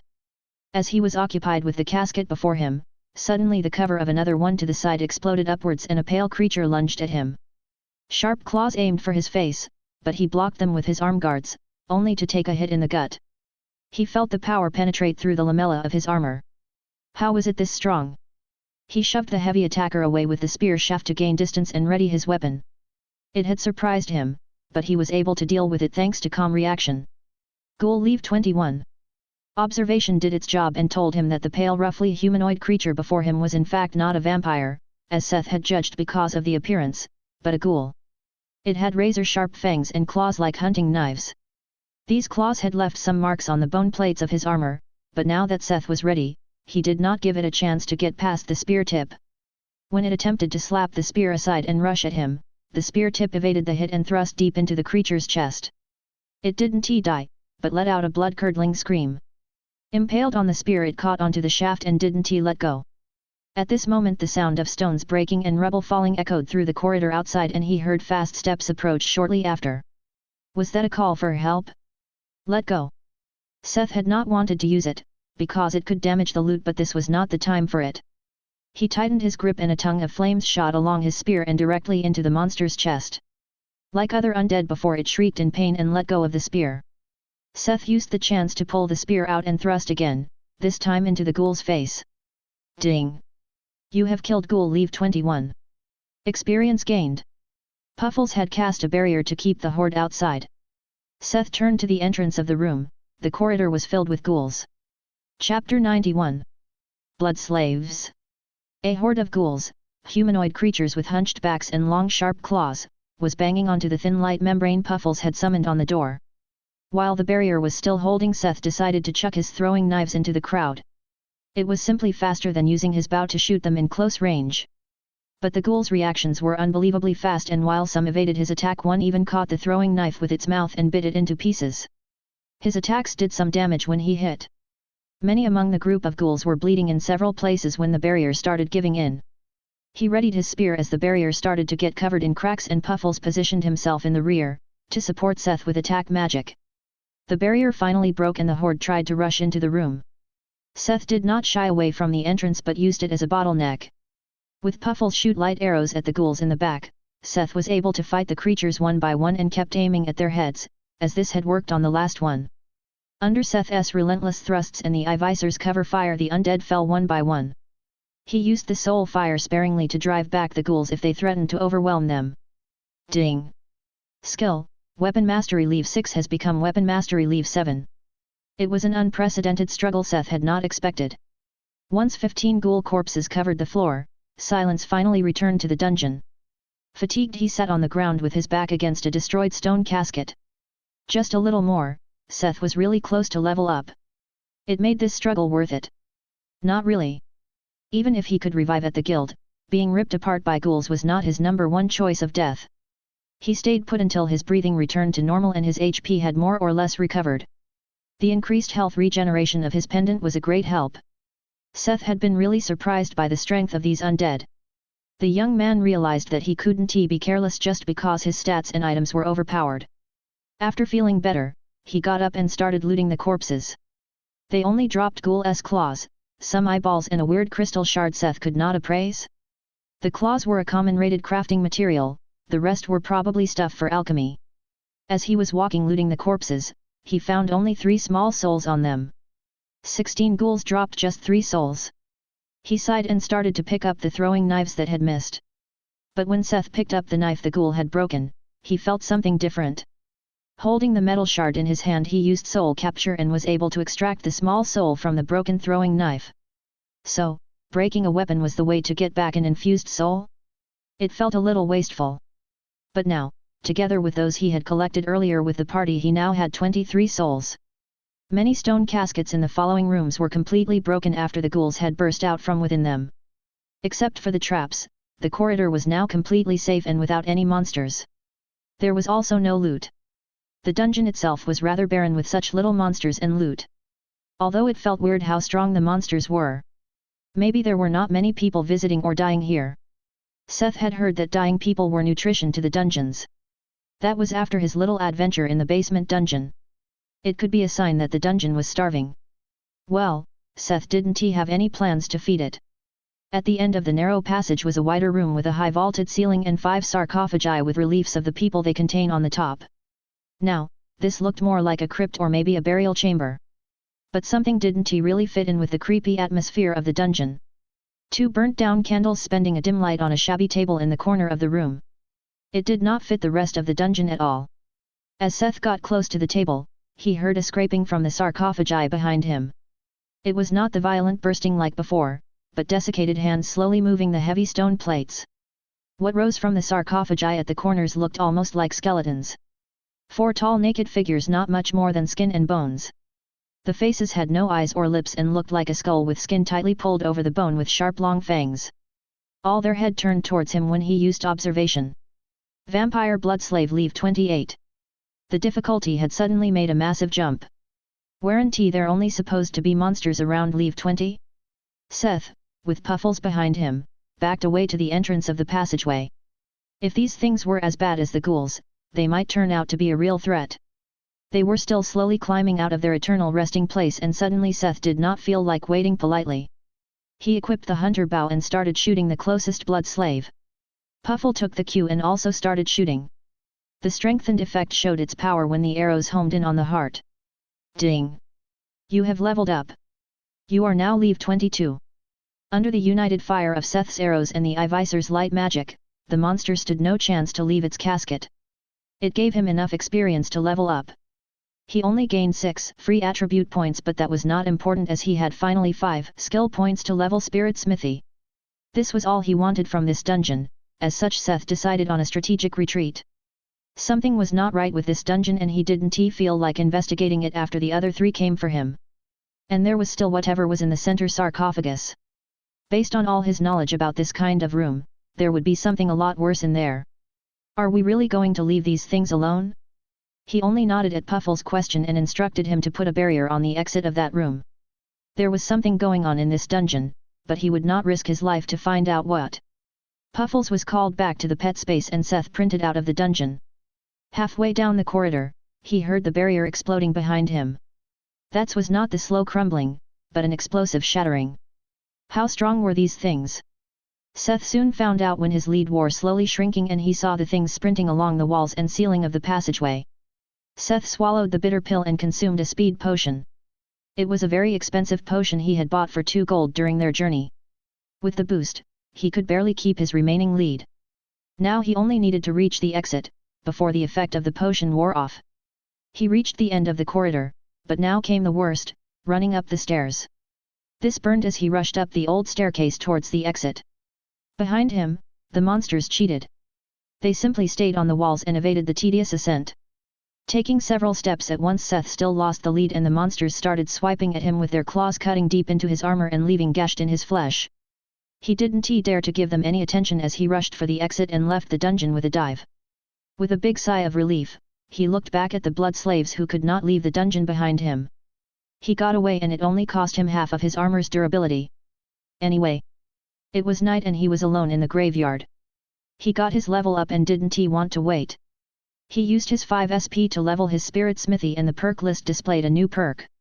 Cerberus, Workshop Assistant, locked. Chapter 92. Cerberus. An assistant? Seth was alone on the wide and quiet graveyard, so he summoned the whole smithy to see what it looked like. Among the different crafting stations, Seth already knew towered a humongous figure.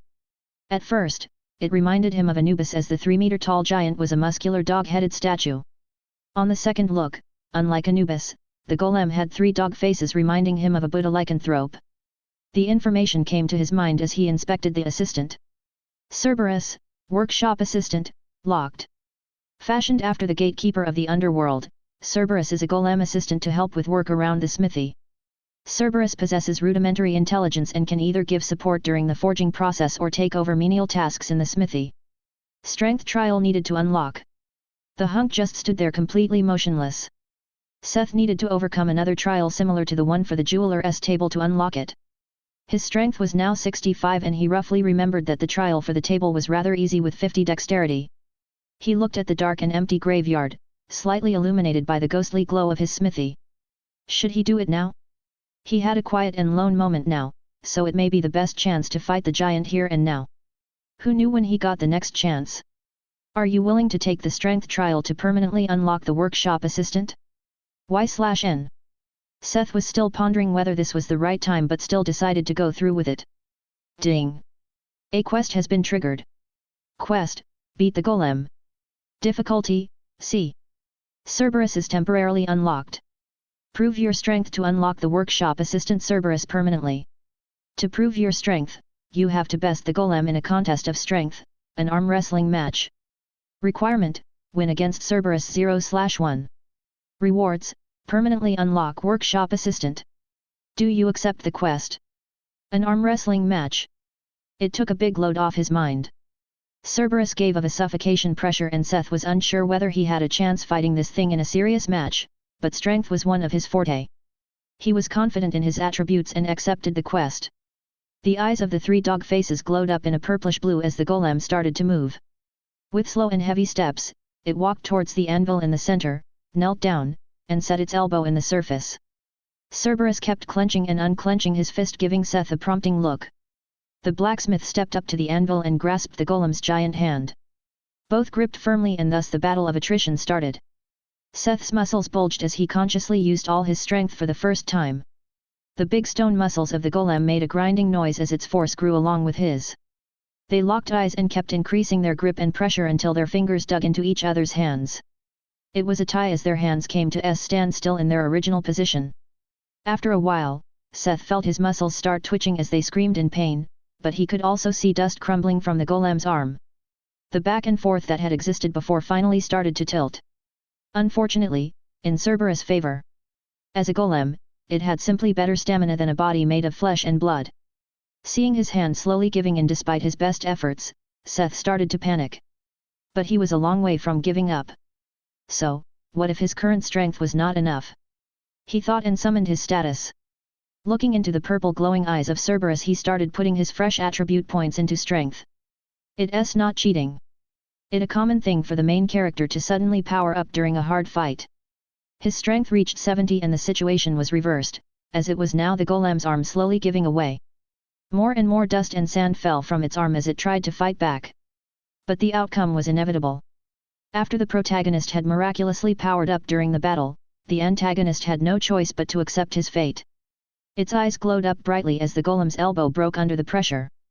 Ding! You have completed the quest, beat the golem, you have permanently unlocked Cerberus, workshop assistant. The golem stood back up straight and its broken arm was restored to the way it was before. Facing Seth, it gave him a formal 90-degree bow, accepting him as the new master and awaiting his orders. At this moment a wave of information concerning Cerberus flooded Seth's brain. The range of tasks it could be given and the limitations pertaining to it. Many menial and repetitious tasks could be handed over to the golem. He could also support him in forging like a forging assistant or similar a power hammer. It was a shame that Seth would not be able to make Cerberus fight for him. As Cerberus was an assistant and guardian for the workshop, it could only be summoned in the workshop. Its range of action was restricted to within the workshop or the immediate surroundings. He would not be able to simply summon the golem to protect him as a bodyguard. It was a disappointment because Cerberus was actually a lot stronger than Seth was. The golem's power was simply nerfed for the trial. Although it could not simply fight for him, the golem had a great range of use. This opened up a great opportunity for him. There were still the bunch of armors he needed to send to his hike. Seth had procrastinated to make them since it was a very monotone and unrewarding task. Now, he could simply use the golem to make all the scales he needed and then assemble the armors later. It saved him a lot of time and effort. This meant opening a shop became a necessity. Forging was loud, it was not as loud as he would have expected, but it was not something he could just do in a hotel room in the middle of a residential area. He had only dared to forge on the airship because of the VIP rooms and their excellent sound isolation magic. The golem would be able to work 24/7 all day long until there was no material left anymore, once he had an official workshop. It was already so late and he needed to meet with Mike and the other again tomorrow. He decided to find a workshop in the coming days. Seth unsummoned the smithy and returned to his inn for a good night's sleep. Or what was left of the night. The following day started with a similar dungeon run. Seth worked on his teamwork with the rest of the party and they started to build up a good rapport. In the quieter moments, he also managed to start up a conversation and got closer to Mina. As a consequence, he could not go and look for a workshop. After the dungeon, he went drinking with Mina and they spent the night in a different inn. Obviously, they would not do it at the place of her adoptive parents. He woke up in a room covered in randomly thrown away clothes. It felt great waking up with a beautiful girl in his arms and actually remembering how he got there. Nay, she yawned and woke up. Lifting her head, she planted a soft kiss on his lips with a grin. You know, I might know a solution to your problem, she grinned mischievously. Seth could only think that she meant the shop. They had talked about finding a shop yesterday evening. Oh, really? Go on. She started moving and moves on top of him. Hee, not for free. You have to earn it. Mina kept him occupied until late at noon, so they came almost too late to the team meeting. But she really told him about a struggling smithy in the commercial district's second underground level. She knew the owner and told him that he might be willing to strike a deal with Seth. Seth decided to take a look the next day. Chapter 93. A workshop. Seth felt only a little bad about leaving their big, expensive hotel room to Puffles and spending the nights with Mina in some cheap inn rooms. Today he did not join the team on the raid and decided to visit the commercial district with the iiser. After he managed to part from the horny no, the impassionate cat girl, he returned to the inn for a shower, a meal, and to pick up the caterpillar. The two leisurely walked around Aura. They had already spent some time in the city, but they still felt like tourists. Every time they explored the city, they found new interesting things. They reached the entrance to the lower levels after some detours. Mina had described the location of the shop to him. It was called Marn's Weapons and located on the second underground level. He knew he entered the right place when the deafening sound of hammers hitting metal surrounded him. The people here either had their own little shops or supplied the weapon and armor stores closer to the surface. The workshops for blacksmiths and similarly loud craftsmen were separated from residential areas and needed to meet several conditions such as basic sound isolation. Another one was that they needed chimneys leading all the way back to the surface for the smoke of the forges to escape. The shop Mina told him about was a tiny store towards the end of a passage that led away from the main hallways. Like the other stores on this underground level, the front was a dirty brick wall and had a cheap sign with the name of the shop. This was the cheapest level just above the black market. The black market had no laws or regulations and was rumored to be riddled with all kinds of illegal business and criminals. So, technically this level was already close to a ghetto. The door was locked, so he knocked at the door. He heard a crashing and rumbling from inside. Stuff falling, stumbling steps, and finally the key turning in the lock. A woman? What opened the door was a pale beauty with long blonde hair and pointy ears. She had a fine androgynous face with smooth subtle skin.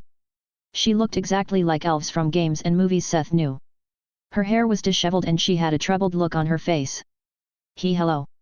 I am sorry, but we are closed right now, she said with a deep and smooth voice. That's okay, I am not here to buy something. I have a different business. Are you Marn? Ah. Why yes. Are you here because of the department? Please, give me some more time. Aye. Calm down. I am not a debt collector. Mina told me you might be open to rent your shop to me. But she said Mina was a man. Oh. Oh. You know Mina, she visibly relaxed and laughed. I am a man. Don't worry, many get that wrong. Seth was a little perplexed but followed Marn into the shop. The inside of the shop was a complete mess. Weapon racks and armor stands were thrown around and broken. Weapons covered the floor and even the counter was toppled. It seemed that Marn really had some problems. Behind the sales room were storage, a room for a smithy, and a small living room. They sat down in the living room to talk. Marn was a half-elf and explained that he had started off as a blacksmith in his home village and originally came to Aura to learn from a Dwarven master. Like Seth, he had not known about the separation of the city and the necessity to get a recommendation. He was an elven blacksmith, which was an uncommon blacksmith class. As a pure crafting class, becoming an adventurer was not an option.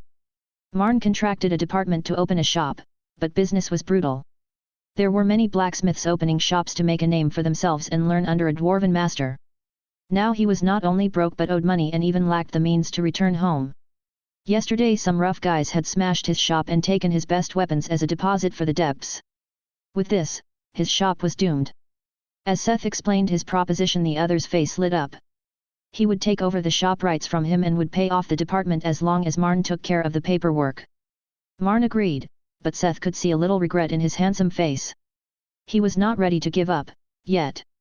The half-elf had come here with great aspirations, but they would end with this deal. Looking at the fine features with a sorrowful melancholic expression, Seth could still not believe this face really belonged to a man. This gave him a great idea of how he could help. You know, I might not have the time to take care of the shop all the time. Do you want to manage the place in my stead? You could still make your own weapons and sell them here, too. It was a nice way to ask for a clerk. A beautiful clerk would always draw in customers. Gladly, the elf exclaimed as he understood that he would not have to give up on his dreams yet. Of course, Seth did this not only to get a handsome clerk for his shop. Marn was an elven blacksmith. Maybe he could learn some ballads for enchanting from him. He had heard that this was an elven forte. After dealing with the business part, they had a comfortable conversation which finally led to how they met Mina and her party. The elf had met Mina in a bar, too. She had listened to his worries when his shop was down in the dumps. They never ended up in bed together but became good friends. Many of the weapons Mina's party used were actually made by Marn. Unfortunately, they were also more or less his only customers. A beautiful face brought not only privileges. He often met guys mistaking him for a female blacksmith and holding a grudge when he told them he was a guy. As if it was his fault, that they got horny for him. Their pleasant conversation was interrupted by heavy knocks on the door. Followed by the sound of a door getting kicked in. Marn. Where are you, you little? Do you have the money? The intruder roared. They stood up and looked into the sales room. There stood three thugs, who could not look any more like thugs. They wore ripped-up clothes and their hairstyles were variations of having shaved various patches of their head. The weapons in their hand were all uncommon, and from their description, Seth could guess that they were the ones stolen from Marn's shop. "Hey, Marn. Did you seduce another guy? Does he know you have a noodle?" He laughed dirty. "Anyways, we are here because Mr. J wants his money. You know what happens if you don't pay up." He kicked one of the weapon racks lying on the ground to emphasize his point. Seth almost could not believe this really happened. Also, Mr. J? Did they think this was a Fatman comic and their boss was the jester? "Where is the bureau of your boss?" Seth stepped forward and asked. "Hey? Nobody was talking to you. Marn. If you have the money to get a male prostitute, you should first pay your debt." Seth used observation on the three thugs, who shivered when they felt his eyes gaze into their souls. The two in the back were Leave 5 and the guy in the front was Leave 7. These guys would be barely able to survive the sewer dungeon. Seth felt that he might accidentally kill them with their level difference. He summoned Puffles, the Mighty, to show them the ropes. "Puff, can you teach them a lesson?" "Kaiwu. Why do I have to clean up after you?" "Haha, look. The hoe summoned his little worm friend because he is afraid of us, ugh." The thug in the front was rudely interrupted by a light bolt in his shoulder. Flames were burning in Puffles' eyes. "How dare you belittle me? Puffles, the Mighty. Kaie. Just don't kill them," Seth reminded his pet. Another two bolts pierced the leader's knees, and the same happened to the two in the back. With pain and fear-filled cries, all three broke down on the floor, bleeding heavily.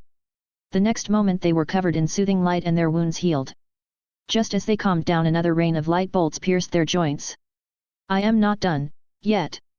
After Puffles vented his anger on the thugs, it returned back to the pet space, leaving the healthy but traumatized thugs lying on the store floor.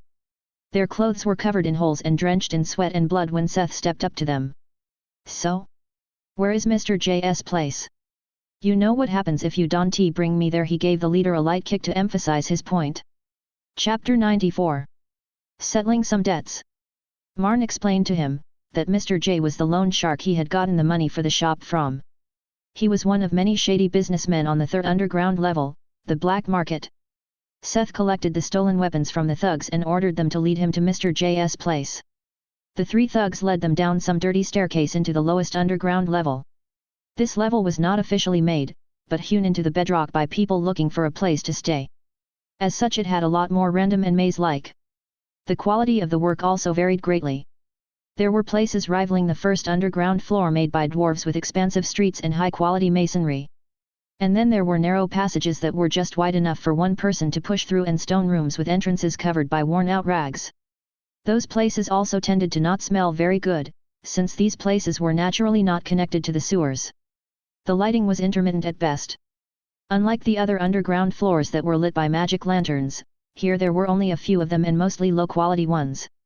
Light on this floor came from torches and candles, which didn't help improve the air quality in these narrow tunnels. Seth did not understand how anyone would be willing to live down here. But on the other hand, he could understand that people were ready to go a long way to survive. He felt the greedy and almost animalistic gazes from the dark rooms, entrances, and shadows around them. He equipped his armor, just in case. Mr. J's place was part of a row of houses with smoothly worked house front and had a reinforced door. The bright light from magic lanterns fell from the only openings in the walls. Arrow slits, thin openings for projectiles to be shot from. The leader announced their arrival with loud knocks on the door. A minion of slightly higher quality opened the door. You could call him a butler if you wanted to be nice, but if you chose to be honest, you would call him a bouncer. The thug explained who we were, and the bouncer gave our group a once-over. He grunted and invited us in without a word. He did not even bother to ask for their weapons. Asking to come without weapons or hand over weapon probably didn't make much sense in a world where anyone could conceal an arsenal in their inventory. Seth thought to himself and entered the mansion with Marn. Yes, a mansion. It did not look like much from the outside, but the inside was lavishly decorated with all kinds of expensive-looking furniture and ornaments. Loan sharks obviously made a lot of money, and Mr. J liked to spend a lot, too. The bound sealer, as Seth decided to call him, led them to Mr. J's office. Marn nodded when Seth asked whether this was really Mr. J. At the big desk in the room sat a fucking leprechaun. Well, it was probably some kind of gnome, but he wore a green hat and a green suit with golden ornaments. "You are an elf? Ah. Marn. You decided to give me a visit. How nice of you. I hope you are here to pay your debts. You won't try to tell me that still can't pay, right? I have been really lenient, you know? Any other moneylender would not have such angelic patience as me. You can ask anybody. You haven't even paid the interest in 3 months. Mr. G would have skinned you after the first. Mr. L would have salvaged you and sold your organs after months. I feel almost exploited with the way you treat me," he said, theatrical, making all kinds of gestures and acting like a poor victim. Seth didn't feel like going along with the gnome's act. He really just wanted to leave this place as fast as possible. The 3rd level was in some way worse than a dungeon or cave. He had felt eyes on him with every step. Eyes that wanted to rob him. That evaluated the risk. Eyes that already calculated the price of his stuff after they killed and robbed him. And this feeling was the greatest inside this subterranean mansion. Of course, he did not think he was in danger, but it was unpleasant nonetheless. "How much does he owe you?" he interrupted the gnome's monologue. Mr. J didn't like it one bit. His face that had been doing all kinds of overacted expressions became completely serious. And so, became his tone. "Your friend is no fun, Marn. It is very rude to simply interrupt my monologues. But okay. Let us talk about business. Do you want to pay his debt? Good. Marn originally lends 20 gold from us to buy a shop and materials with a monthly interest of 50%. He paid. The gnome looked in his papers. 2 interests in 5 months. This means he owes me 50 gold. Do you have this much? The gnome did not even grin or gloat. His face was still as if made from stone. Interrupting his speech must have really offended him. Seth gave Marn a startled look. He really owed this much? Why, you took my best weapons instead of the 3rd and 4th interest. So I only owe you 1 interest. Mr. J glared at Marn but looked back down on into his papers. After skimming through some pages, he sighed annoyed. These goddamn gorillas. He whispered to himself. Ah, yes. I guess that happened. 30 gold then. The transaction went unexpectedly smooth. Seth paid the money and got Marn's contract in exchange. 30 gold was no small amount. 10 of it was Marn's department. Seth would have him work for quite some time to pay him back. But with this, he finally owned a shop. Seth had the way back on his map, so they hurried to get out from this unpleasant place. After they left the office. Go and find out who that was. Nobody interrupts me and gets away with it. Yes, sir, the bound clerk said and left the room. Is this really necessary? The gnome asks in the room. I told you to ruin this elf. How dare you question me? A voice answered him. Yes, sir. Seth and Marn returned to the shop where the half-elf started to tidy up the smashed racks and fallen weapons with a newfound motivation. The tour into the 3rd level had been longer than expected and it was already evening. This meant Marn could only go to change the papers of the shop tomorrow, making Seth the new owner. Seth returned to the inn for the first time in 3 days and had a long and good night's sleep. Tomorrow he would return to dungeon diving with the Yule Cat's fur. Chapter 95. Setting up shop. Marn visited him in the evening a day later and brought the papers he had to sign to take over the shop. Of course, Seth read them, before he signed them. He finally had a shop. This meant he could test Cerberus. He was too excited to wait for tomorrow, especially since he was scheduled for another dungeon dive with the party. Seth left Puffles at the inn to sleep and followed Marn back to the shop. The half-elf didn't know what Seth planned to do but dutifully led the way. After all, Seth was his new employer now and gave him a chance to stay as a blacksmith in Aura. In the smithing room in the back, Seth asked Marn to pack away his equipment into his inventory to make space. The elf's jaw dropped to the ground when Seth suddenly summoned the ethereal spirit smithy. Seth didn't make a big secret out of the rating of his class anymore, but he still refrained from explaining all his skills. So, he just gave Marn a short explanation. Once again, among the different crafting stations towered Cerberus, the Golem assistant. It knelt down when Seth approached it. With a shriek, Marn crouched into a corner, afraid of the hulking figure that suddenly started moving. Ah! Please stand up. Act casual, he spoke to Cerberus, but Marn also stood up with an awkward expression. Seth felt conflicted having this silent giant act so servile to him. He felt a connection with the Golem after their intense battle of strength and judged it unworthy for such an opponent to kneel to anyone. What he didn't feel bad about was exploiting him to the maximum. Seth took out 200 ingots of high-quality steel and stacked them into the corner of the room. Cerberus was only able to do simple tasks, so Seth needed to make equipment for him, similar to what one might use with a power hammer or a hydraulic press. Using one of the ingots, Seth started to forge a punch, an embossing punch. He split the ingot into 2 parts. He forged a stamp with the positive shape of a scale and cooled it. He ground and filed it into shape until he was satisfied. Then he heated the other part of the steel, shaped it into a nice plate, and punched the negative shape of the scale into the softened metal. After quenching the plate, he had a simple punch for the scales of a scale armor. Now, all Cerberus had to do was forging the ingots into sheets and punching the scales out of them with its overwhelming strength. It was a simple task he could leave to Cerberus, who could work without a break until the material ran out. All Seth would have to do then, was assembling the scale armors. This method would inevitably end up creating some scraps. Cerberus was not able to utilize the furnace, so Seth gave him a lot more material than was actually need to make 30 scale armors. Seth could simply smelt the scrap when he returned, so he did not lose any material here. With a satisfied smile, he watched his new slaw assistant start using the tools in the smithy to forge sheet metal. He wanted to watch the whole process at least once, to make sure it really worked. Marn, on the other hand, was completely flabbergasted. "This is Cerberus, by workshop assistant," he said, turning toward the petrified Marn.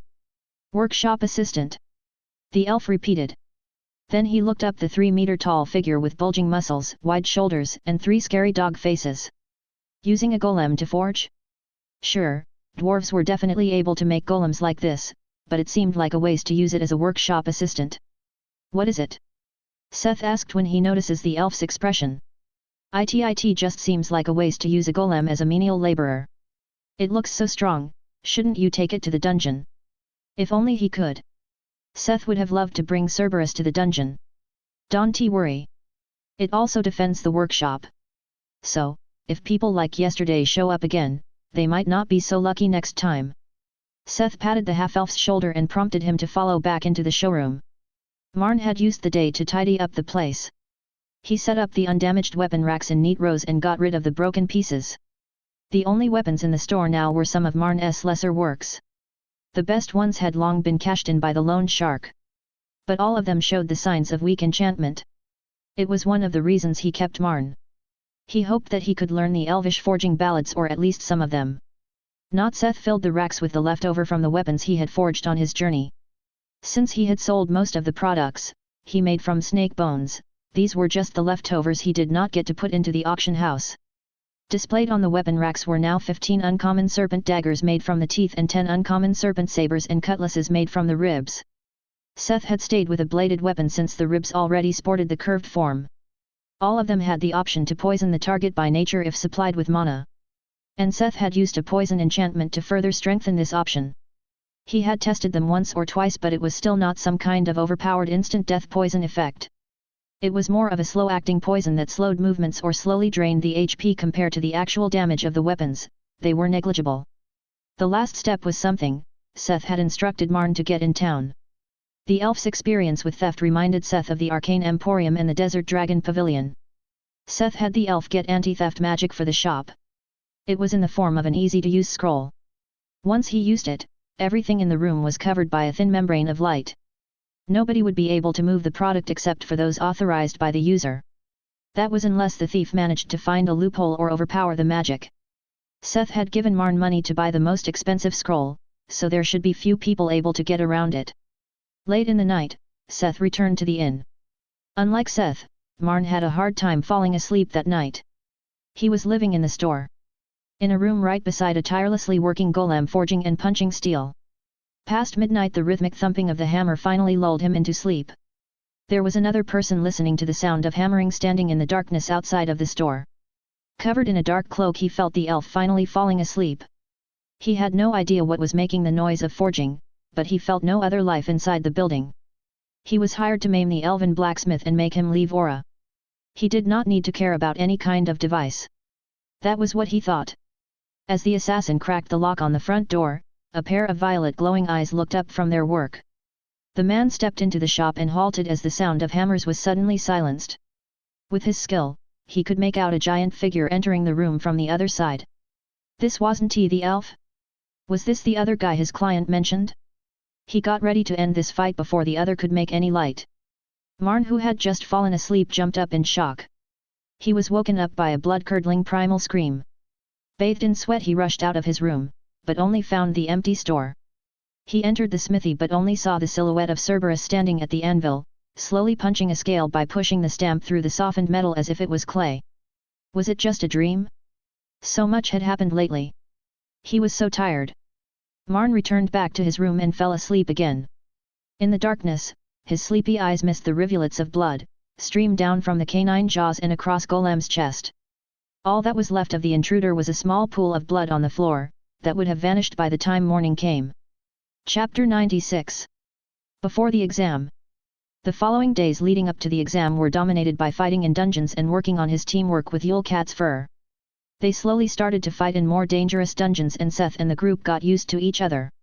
In the time Seth worked with the adventurer party, he realized how hard-pressed for money adventurers actually were. Without a well-paid quest, they could only grind the monsters in dungeons and sell the drops. The money they made in this barely justified the work put into it. Seth felt bad for them, but it was good for him. Grinding meant that they had to kill a lot of mobs and he managed to get another level up before the exam. Puffles also reached level 20 in record time. Regularly fighting monsters in the range of level 40 made him suspicious of the dungeon on the graveyard. Arguably those level 28 blood slaves were almost as strong or even stronger than the creatures he had been fighting together with Mina's party. He decided to report that dungeon before they left for the exam. The receptionist took notice of his concerns and filed his report away. It did not seem like they took it very seriously, but Seth did not feel like it was his problem. He did his duty and that was it. The day of the exam was unexpectedly not them setting off for a great B-rank quest, but only the briefing on said quest. In the morning, the parties taking part in the exam were asked to take a seat in a big hall. On the podium in the front stood a rough-looking middle-aged man in unfittingly formal attire. Some of you I know personally. Some of you are new. I am the guild master and I will explain the exam to you. To rank up, you will have to prove your skill and expertise. All of you are C ranks, you will take part in a real B-rank quest under the supervision of an A-rank and 2 B-rank parties. They will be your proctors and examiners. What followed was the explanation of what a B-rank quest was. Unlike the quests on lower ranks, which could normally be taken by a single adventurer or party of the same rank, B-rank quests required several parties of the same rank to safely accomplish the task. The role of the proctors was to examine their actions and step in if it became clear that the C-rank parties cannot handle the situation. The quest itself was an escort mission for the Palace Trading Company, one of the richest merchant guilds in Aura. The quest was to escort a merchant caravan that transported goods for the twin city of Aura, Tora, within the mountain range. Tora was smaller than Aura, but it was the gateway to the central subterranean kingdom of the dwarves. The trade route led through the territory of high-level beasts which warranted the quest's rank.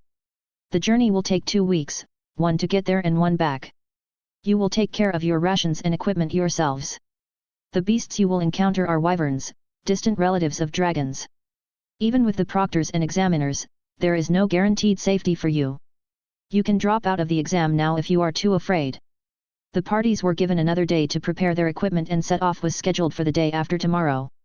It was not a problem for Seth, as he had expected to set off the same day. He had already prepared enough food for 3 weeks and a nice tent and sleeping bag. But this gave him the chance to visit the tailor he had commissioned to process the iiser threat. He had visited before to get more sets of clothes for traveling, but the clerk told him that his commission was not ready yet. Yule Cat's fur actually had the same idea and were surprised by the bonus time.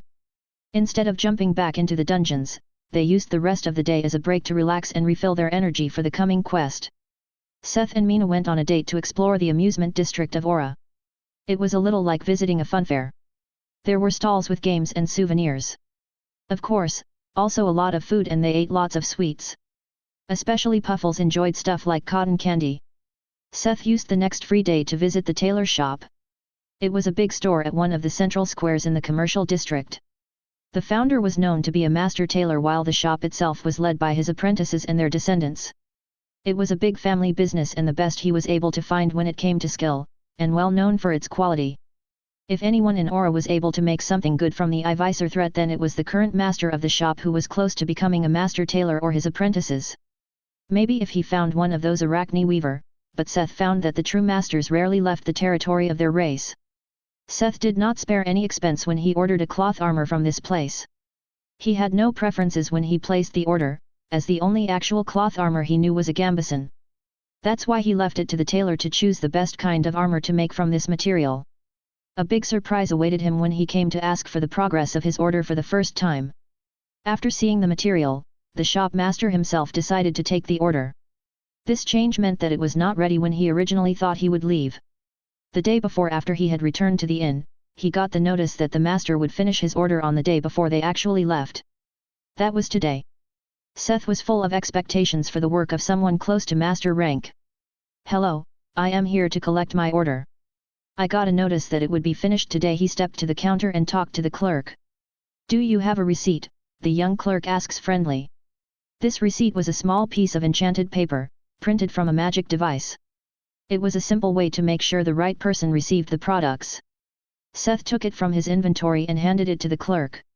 His eyes widened when he found his order. "You are the customer who brought that golden thread? That is great. The master wishes to meet you. Would you have time now?" he said with an excited glint in his eyes. "Arim, sure." Seth answered, perplexed, and was promptly pulled to the back of the shop. Sitting cross-legged in a room lined with shelves containing bales of cloth was a rather old man. He had a respectable white beard, but the wrinkles around his eyes made him out to be a man who likes to laugh. As he sat there and worked on a piece of clothing with the cloth in his hand, he looked almost like a meditating master. When he notices his guest, he put away the cloth he was sewing right now and looked up to Seth. "Hello, I am Nadal, the master of this shop. Are you Seth Smith, the man who brought this magnificent thread?" he said, holding up a short piece of Puffles thread. The golden metallic material caught the light and sparkled magnificently. "Ah. Yes. Was this why you wanted to talk to me?" "Actually, no. I wanted to personally hand over your order and thank you for bringing me such a magnificent material." "Magnificent?" Seth asked, baffled. The ancient bronze was barely rated uncommon. Someone close to master should be able to easily get his hands on something better, right? "You seem confused." Seth mentioned his class and explained his confusion to Nadal, who immediately understood him. "You are still young. You did not have much discourse with other crafting professions, right? Tell me, what makes you think this is just an uncommon material?" "I have an appraisal skill." "What exactly does it do?" he asked with a knowing smile. "Let me bet. It recognizes crafting materials for blacksmithing, yes?" he continued after Seth affirmed with a nod. Many crafting professions have specific skills to appraise materials. And that is the crux of the matter. The judgment is specific. Just like you can judge materials you cannot use in your profession, all material is judged by the use in your profession. You would probably melt down this thread and make a weapon or armor from the metal, right? Again, Seth affirmed with a nod and kept listening to the old man's explanation. Using it like this is actually destroying many of its properties. To your skill, the metal is barely uncommon. But a metal wire, thin like a thread, stronger than steel and with a magic conductivity rivaling mithril is a rare material to my eyes, even close to epic. Seth could only look flabbergasted at the thin wire in the Nadal's hand. "That is why I thank you. It is hard to find rare or epic materials for tailoring. Not many metals can be turned this thin, and monster materials are hard to get, as beasts using thread are often especially dangerous. Your material actually helped me to level up my skill, another step closer to master," he said with a benevolent smile. Seth imagined the progress one would make if there was no possibility to upgrade to a better material. No matter what you make, only getting the fraction of a percentage. Making hundreds or thousands of products a necessity for a single level up. He suddenly was glad that he was a blacksmith and not a tailor. Nadal read his thoughts and could only smile. He leaned back and took out a package from under the table. "Here. Unwrap it and see if it fits. I really put in a lot of work." From the bundle came a bunch of long flowing fabric sparkling in a reddish golden sheen. It was a long-sleeved jacket reaching down to his knees. It differed from other gambesons he had seen since he came to this world. Displaying the typical square pattern of layered and quilted cloth, it was still a lot thinner and flexible than the ones he had seen. This meant he would be able to comfortably wear this under his armor without impeding his movements. Completely made of the golden thread of the iiser, it was a very flashy piece of armor. Nadal's golden jacket. Rare. Physical DEF, 500 mag DEF 150. 1 strength and defense by 45% for 10's mana cost, 70. 2 weight of the armor is halved, no cost. Durability 3000. A high-quality cloth armor made by the experienced hands of Tailor craftsman Nadal. Excellent weaving and sewing techniques imbued this item with overwhelming performance and effects. Chapter 97. Before the exam, 2. Seth's eyes almost fell out of his face. This jacket alone rivaled the performance of the serpent armor. And he could combine them. The smooth metallic fabric felt cool under his touch. The inside was lined with a different warmth, making it unnecessary to wear any clothes below the cloth armor. He equipped the jacket and was almost unable to feel its weight. Even so, it was weaved from metal with several layers and quilted, it felt no bit heavier or more cumbersome than his ordinary clothes. The hems were intricately weaved and immediately gave Seth the idea to maybe embed gemstone into the cloth armor. Oh my god! Was all Seth could utter after staring at and feeling the armor for a long time. Nadal had a self-satisfied smile on his lips, watching the joy of his client. This jacket really rivaled his best works, mostly because it was hard to get his hand on such materials. How much? Seth stuttered. He had not expected this. He had no idea what this kind of quality work would cost him. Nothing. I have more than enough money. Getting the chance to work with this kind of material was already worth my time, he said friendly. Seth incredulously looked at him and then understood. Nadal was similar to him. He had made a lot of money from his skills. But unlike Seth, he had a hard time finding materials, no matter how much he was ready to pay. This meant his skill stagnated. Having the chance to work with an epic-rated material, for free, was more than worth the time he invested. His reward was the proficiency gained. Next Nadal put a few bundles of thread on the table. It was the material he had not needed for the armor, about a third of what Seth had given him. Maybe there is one thing. Do you have any more of this thread? It was my first time working with this material, I think if I had another chance, I could make an even better one. Now that he mentioned it, the old man's skill level had increased after finishing this. Maybe the next one he made was epic rated? Unfortunately, despite Puffles making more thread in his free time, it was nowhere near the amount they had brought the first time. I gave you all the thread I had at the time. I only have a little more, he told Nadal honestly. But you have some more, as answer Seth took out the bundle that Puffles had produced in the time they had stayed in Aura. It was just a fraction of what Seth had given him before. At this rate, you would have enough to make another one in a few weeks. But, are you even interested in another armor made by me? Of course, it would be free again, he reassured. He was really eager to keep working with Seth. Even more so, after knowing that Seth had a source for the material he needed so much. It would have been stupid not to take this chance. Having a high-tier tailor owe you a favor was worth a lot. Even more, than Seth imagined. He immediately agreed. He packed up the rest of the thread and promised to come back once he had enough for another cloth armor like this. It was afternoon. Seth had still time. There was something he definitely wanted to try right now. He did not return to the inn but went straight down to the workshop. At the counter was Marn happily smiling away. What's up? Why are you smiling so much? The elf brought out several stakes of gold coins. We had customers today and yesterday. The first in weeks. I sold one of your daggers yesterday and today a party came and bought 4 weapons at once. 3 of yours and 1 of the new ones I made. I am so happy. This explained the sudden sunshine mood of the half-elf. He had no business in weeks and suddenly great success in 2 days in a row. Seth answered him with a smile and bagged the gold coins. This was his shop after all. He continued to the smithing room, where Cerberus was still tirelessly working on making scales. After telling the Golem to take a break, Seth took his place on the anvil. The first thing he brought out was his superior sword. He was tight on uncommon souls and he wanted at least an uncommon one for this. It was unfortunate, but now that he knew that he could salvage souls from a broken weapon, this became necessary. With the help of Cerberus, they broke the superior sword apart. From the broken pieces, Seth was able to collect the uncommon orc soul. It looked slightly damaged, so this way was not the ultimate answer of how to get back souls. From the raids in the past week, he had gained another 50 souls. The orc soul was medium-sized, so Seth started to fuse the small souls, ending up with 4 medium-sized common souls. And fused those into the orc soul. After absorbing them, the soul had not only healed but also grown in power, but the description had not changed from soul, medium, crafting material, uncommon. With the soul powered up, Seth started to forge it with Karen's obol. With the jacket in mind, he forged a breastplate with long folds to get close to the shape of the jacket. He didn't really know if it mattered that the shape of the soul armor fit the equipment. He inserted it. Maybe it was already enough as long as they would take up the same equipment slot.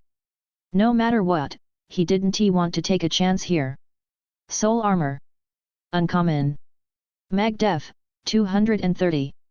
1 grants 1.7x damage against enemies with less STR. 2 plus 310 mana. An uncommon piece of soul armor. Can be worn as is or infused into a physical bracer. What Seth bet on was that he could use soul infusion to enchant equipment that could not be enchanted with engraving, inlays, or forging ballads. Namely cloth and leather pieces that could normally only be enchanted using spells. Seth took the soul engraver and started engraving a circuit for strength increase. To power the enchantment to increase the strength, the option of mana increase had lowered. Soul armor. Uncommon. Mag def, 230. 1 grants 1.7x damage against enemies with less STR. 2 plus 280 mana. 3 increase STR plus 15. An uncommon piece of soul armor. Can be worn as is or infused into physical armor. 15 increase in strength was the best he could do with his current skill. There was still a lot of bonus mana left. Just one enchantment was not able to harness the full potential of the soul armor. Once his enchantment skill was higher, Seth would start plastering the armor with enchantments for all attributes. And all the resistances. And the effect could be greater, too. But for now, his skill only sufficed to do this. His proficiency for blacksmith and enchantment increased by 4% and 7% respectively.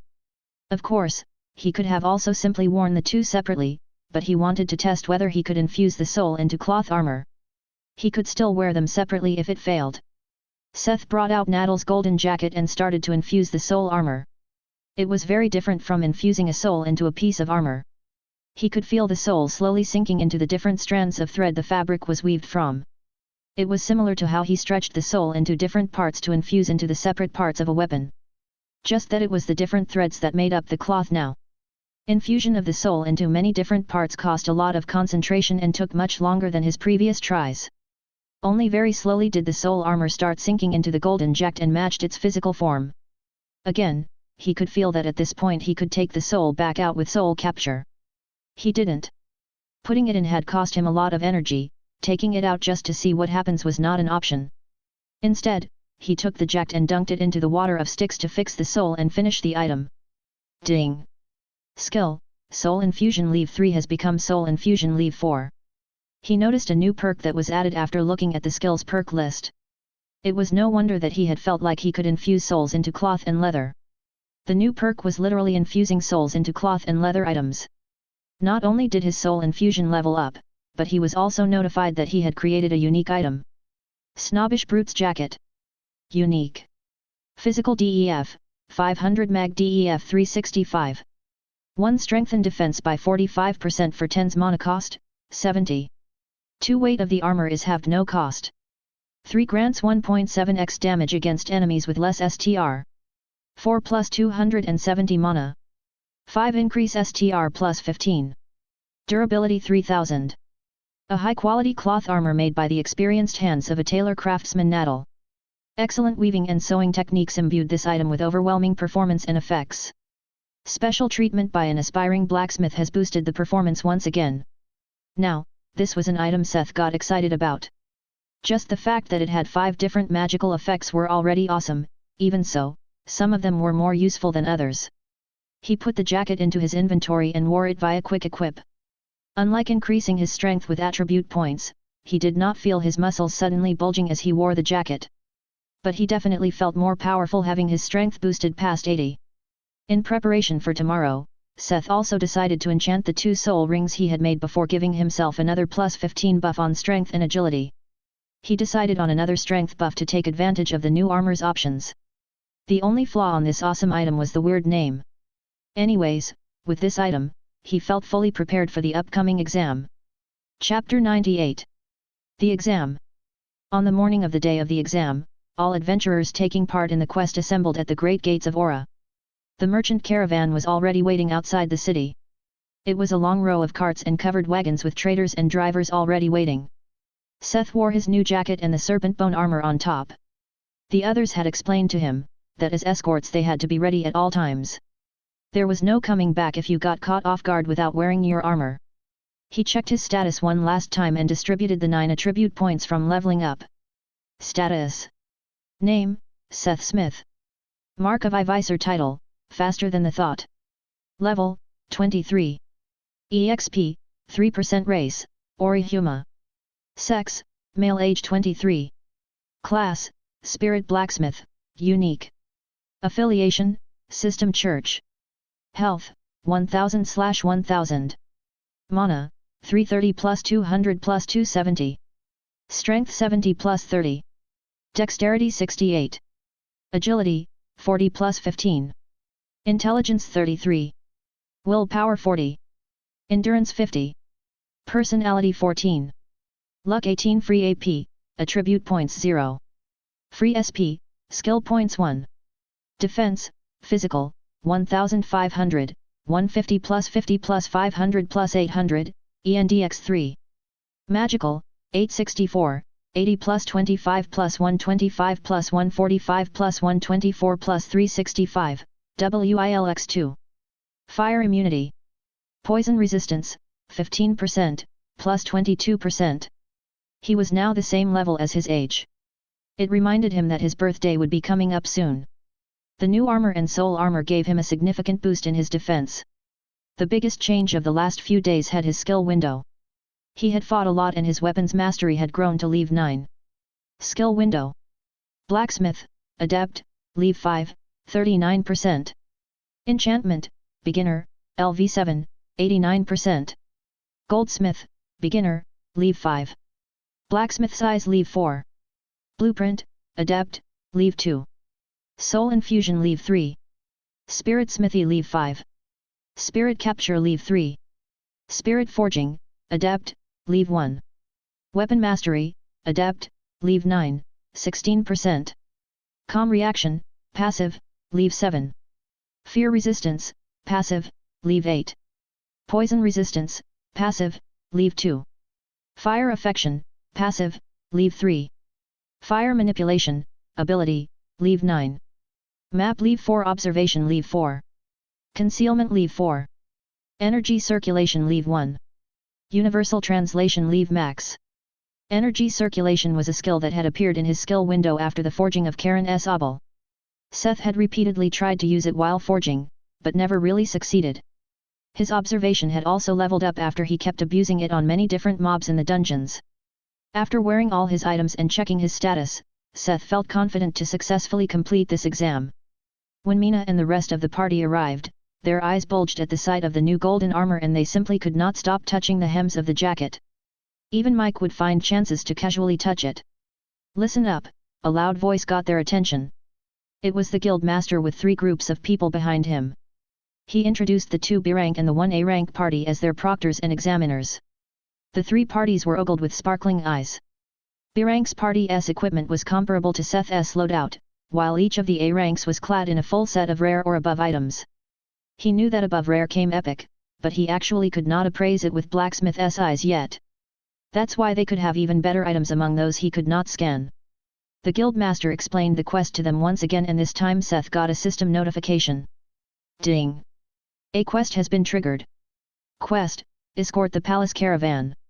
Difficulty, A. Safely escort the merchant caravan all the way to its destination and return to Aura. Will you help the caravan reach its destination? Requirement, help the caravan reach Tora 0/1, survive. Rewards, become a B-rank adventurer, experience. Do you accept the quest? He had already decided to take part, so he accepted. The part that confused him was that the quest had a difficulty rating of A. Before he had time to further think about, Mina interrupted him. Come on, Seth. The caravan is leaving. The wagons had already started moving with most of the adventurers have found a place in the open horse carts or riding on their mounts along with the caravan. Just Seth and the party were still standing around. They started moving and found their place on the second to last cart in the line. Seth and Yulkat's Fur had gotten their roles in the briefing and were part of the rear guard. Their task was to watch out for pursuers and react to attacks from behind. What one would not expect from an escort mission in a fantasy world was how terribly boring and uncomfortable it was to sit on a cart and just watch the surroundings. The cart was not spring-loaded or even padded in any way. His increased stats only helped him. If it wasn't tea for the party engaging in small talk, distracting him from his hurting butt and boredom, whether he would not have just dropped the quest. If Seth had to complain about something that really bothered him besides his bruised behind, then it was going to the toilet. He had gotten used to doing it in the wilderness, but what did one have to do to take a shit in peace? With more than 50 people in the caravan, it was hard to find a private place to take care of business. More than once he was interrupted, and the only pleasant interruption was when Mina could not hold back anymore and found him in the bushes to take care of her needs. Camping out actually felt quite nostalgic to Seth. Setting up a tent together with the others, sleeping in sleeping bags. Although they could take off their equipment during the night, when they were not on guard duty, it didn't mean the environment was safe. To discourage Mina from doing any stunts, the guys and girls slept in 2 separate tents. Lixus, the quarter-elven magician, could have an eye on her like this. The first 3 days were quiet. There were some monsters here and there, but nothing out of the ordinary, as far as Seth could tell. Some goblins, a pair of orcs, and a group of psychic wolves, really nothing that was able to make trouble for them. Before Seth could even move, they were taken care of by other parties. This was only because they were still traveling through the precursors of the mountain range. The terrain made a dramatic turnaround at the end of the 3rd day. The forested hills they had been traveling through until now slowly vanished as the road became steeper and steeper. More and more big boulders and short shrubbery dominated the landscape. At the end of the 3rd day, the caravan camped on a barren plateau at the foot of the mountains. The foreboding silhouettes Seth had been seeing at the horizon for the most part of the journey, were now right before him. Rough rocky walls, slopes, and cliffs, barren mountains with snow-covered peaks towered before his eyes, biting like teeth into the sky and swallowing a big part of his view. Standing there, Seth could barely lift his head high enough to see the sky above the mountain range. Seth was not a pure city child. His parents and he would go camping occasionally, but the lush mountains he knew, seemed small and insignificant compared to the geological might of the central mountain range. The temperature had also noticeably dropped towards the end of the 3rd day, making some of the adventurers tremble in their armors. Seth was slightly better off, as his pants and jacket were made by a highly skilled tailor. They had a natural resistance against ordinary cold. But he also let out a sigh of relief, like most of the others when they set up camp. Except for the guards, everyone else could change into warm clothes and blankets to dispel the cold. The plateau they were on now was right outside the territory of the wyverns. Starting tomorrow they would travel under constant danger. As such, everyone properly warmed up and had a hearty meal. It would be the last warm meal for the next 3 days. Unfortunately for Seth, who had gotten used to good and warm meals during his journey, campfires and smoke could pull the attention of the wyverns and other monsters in the region. This meant that the next 3 days were not just full of danger, but that he could only eat rations that did not need to be cooked. He had bought all kinds of jerky and bread, but nothing could rival a warm, scrumptious meal. He had not been part of the guard duty this night and was able to sleep, but the rushed and meager breakfast demotivated him almost as not getting enough sleep. But he understood why they had to set off before the break of dawn. The caravan could not stay too long in one place. Even if it was just the edge of their territory, the longer they remained the higher the chance of being discovered. Hoping to travel 3 days through the wyvern territory without any encounters was wishful thinking. In the afternoon of the 4th day, Seth heard a mix-piercing hiss and a guttural roar from the sky. Young Wyvern Leave 43. Chapter 99. The Exam, 2. Above them circled 3 young wyverns. As relatives of the dragon race, their skin was densely covered in scales. Unlike a dragon who had 4 legs and 2 wings, their front legs had turned into wings, like a bat or a pterosaur. Their hind legs were big talons like a raptor's to grab their prey. Only their head looked like a real dragon's with piercing sharp eyes and long teeth like daggers. The only silver lining was that they had lost their dragon breath, so their attacks were purely physical. That was the explanation the guild master had given during the briefing. Hearing it and seeing it were 2 completely different things. Seth could imagine what wyverns looked like and had expectations from the novels and games he had played. All his imaginings were completely subverted when he saw the giant creature with almost 30 m wingspan gliding through the air. Their talons long and curved like sabers glinted in a metallic black. Their slender, snake-like bodies exuded an aura of strength and might. When their eyes fell on the adventurers and merchant on the ground, they stood still, petrified by a sudden pressure weighing down on them. Dragon might, despite only being relatives, they still had the aura that made dragons the peak of the food chain. An oppressive feeling grasped his heart. Seth felt like a mouse confronted by a giant snake. Only the A and B rank parties that came along as examiners were unaffected by the sudden status effect. After the initial shock, Seth felt the pressure slowly lessening. He looked around, saw some of the other adventurers kneeling with expressions of absolute panic while most were still unable to move. Was it because of fear resistance or calm reaction? He didn't know, and also didn't he take the time to think about it. He shook Mina, Mike, and the rest of the party awake. The wyverns had used dragon might. It meant they would soon dive down to reap their stunned prey. The party summoned their pet and got in formation, before back away. Keeping their eyes on the sky, they closed in on the other adventurers and merchants of the caravan to try and wake them from their stupor. They were not the only ones who got to their senses early, and with the help of the other two parties, they managed to wake up most of the adventurers. As fast as they were still in disorder when one wyvern decided to attack. Archers scrambled to lift their bows and shoot at the incoming reptile. Most arrows bounced off the hard scales, with only a few dealing damages thanks to item effects or skills. Ignoring the flimsy arrows, it dove into the crowd and grabbed one of the adventurers that were still stunned and unable to evade the massive claws. The saber-like talons easily penetrated his plate armor as if it was paper. Impaled in 3 different places by curves pike the thickness of an arm would instantly kill anyone. It should. But in the short time, before he was whisked away, he started screaming in panic. The man grabbed was the tank of his party. His extraordinary endurance and passive skills forced him to not only not die, but also experience the situation fully awake. He left behind a blood-curdling long-drawn screech as he was pulled into the air and ripped apart by the wyvern fangs. As shocked as everyone was, they pulled themselves together. There were another 2 hungry wyverns, and who knew whether the third was really satisfied with one victim. Mentioning the other 2, they also started closing in and making attempts to dive into the crowd. But at this point, everyone had woken up from the dragon might and was able to dodge the deadly charges. Seth also equipped his bow and started shooting arrows, but his arrows also bounced off the scales. The best they could do was punching holes into the wing membranes. Even when the bow's effect activated, all their weaknesses were armored. The arrow could not even penetrate their eyelids. The wyvern just needs to blink to block his arrows. Soon magicians were done casting and the arrows were joined by attack magic hailing onto the wyverns. This would have been great, if wyvern had no inherited magic resistance, too. The magic attacks dealt just slightly more damage than the arrows. Seth felt a little peeved. These were arrows he had made himself and he had been quite confident in them. Very well then, he thought, and changed his arrows. He switched his arrows to the ones with Bodkin-type heads. The pyramid-shaped arrowheads with sharp edges were specialized in armor penetration. Bodkin arrow. Uncommon. Damage, 45. Durability 50. Arrows with a tip specialized in dealing damage against armored targets. 50% armor penetration, 10% armor destruction. The least archers bothered bringing different sets of arrows, especially since this kind of arrows would normally be used in wars between humans, not to hunt monsters.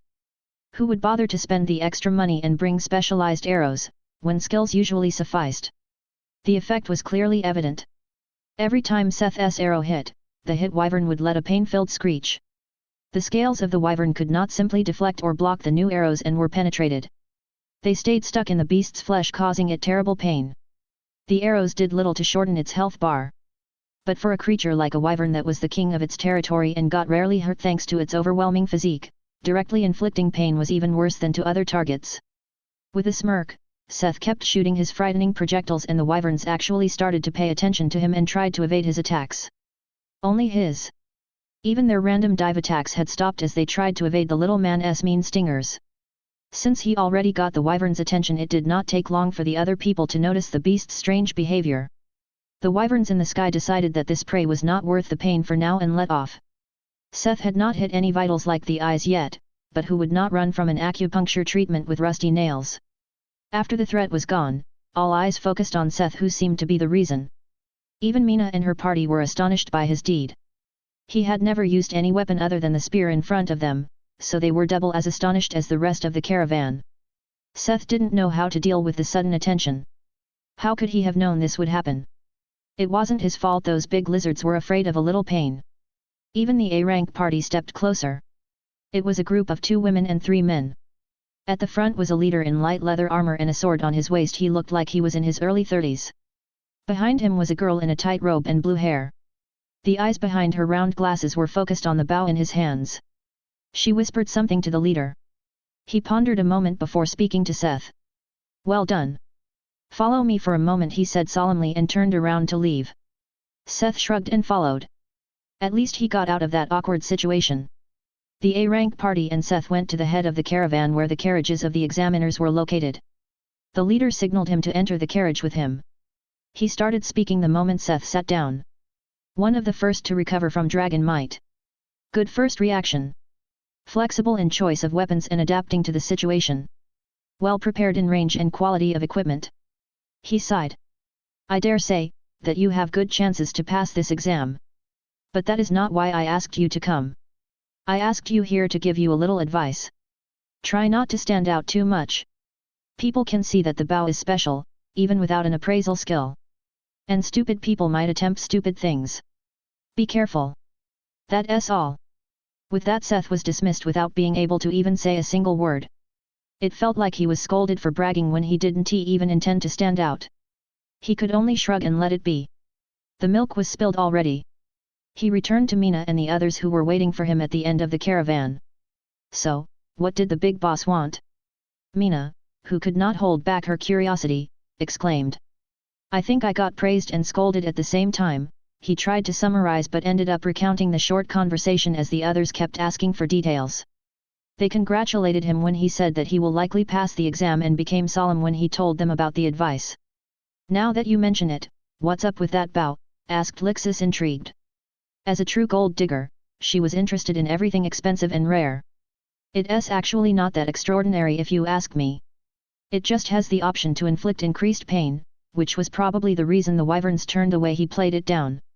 There was no need to mention its true abilities to everyone he knows. This was their first encounter with the wyverns. Chapter 100. The Exam, 3. The caravan didn't celebrate for long. The adventurers got back in formation and the caravan hurried along. They needed to keep going to reach the next spot for camping. The dwarves had created several checkpoints along the trade route where they either cut completely new halls into the mountains or expanded existing caves and caverns. In these places, everyone from single travelers to big merchant caravans like theirs could stay the night without having to fear a wyvern attack. Their way led through mountain valleys and passes with little vegetation and biting cold winds howling through the landscape. Some people actually had their priests cast buffs to endure the cold. After his talk with the head examiner, few people had the time to ask him about the bow. The journey from here on was mostly silent, as everyone conserved their energy to walk. Yes, walking. They had reached the point where the carts and horses already had a hard time traversing the steep and rough road. Having everyone walk beside the carts and wagons was not only faster at this point, but everyone stayed on guard this way. At least the horses had no chance to panic and hurt themselves during the encounter with the wyverns, as they were completely petrified in fear. Had they lost any of the horses, one of the adventurers' pets would have had to take that role. Or worse, the people would have had to pull the cart. It was not dark yet, but the sun had already vanished beyond the mountain peaks. Trudging along the snow-covered roads, everyone's motivation hit rock bottom. Even Seth felt the cold now, slowly crawling under his skin. When he felt unobserved, he would use short bursts of flames to cover his skin below the armor.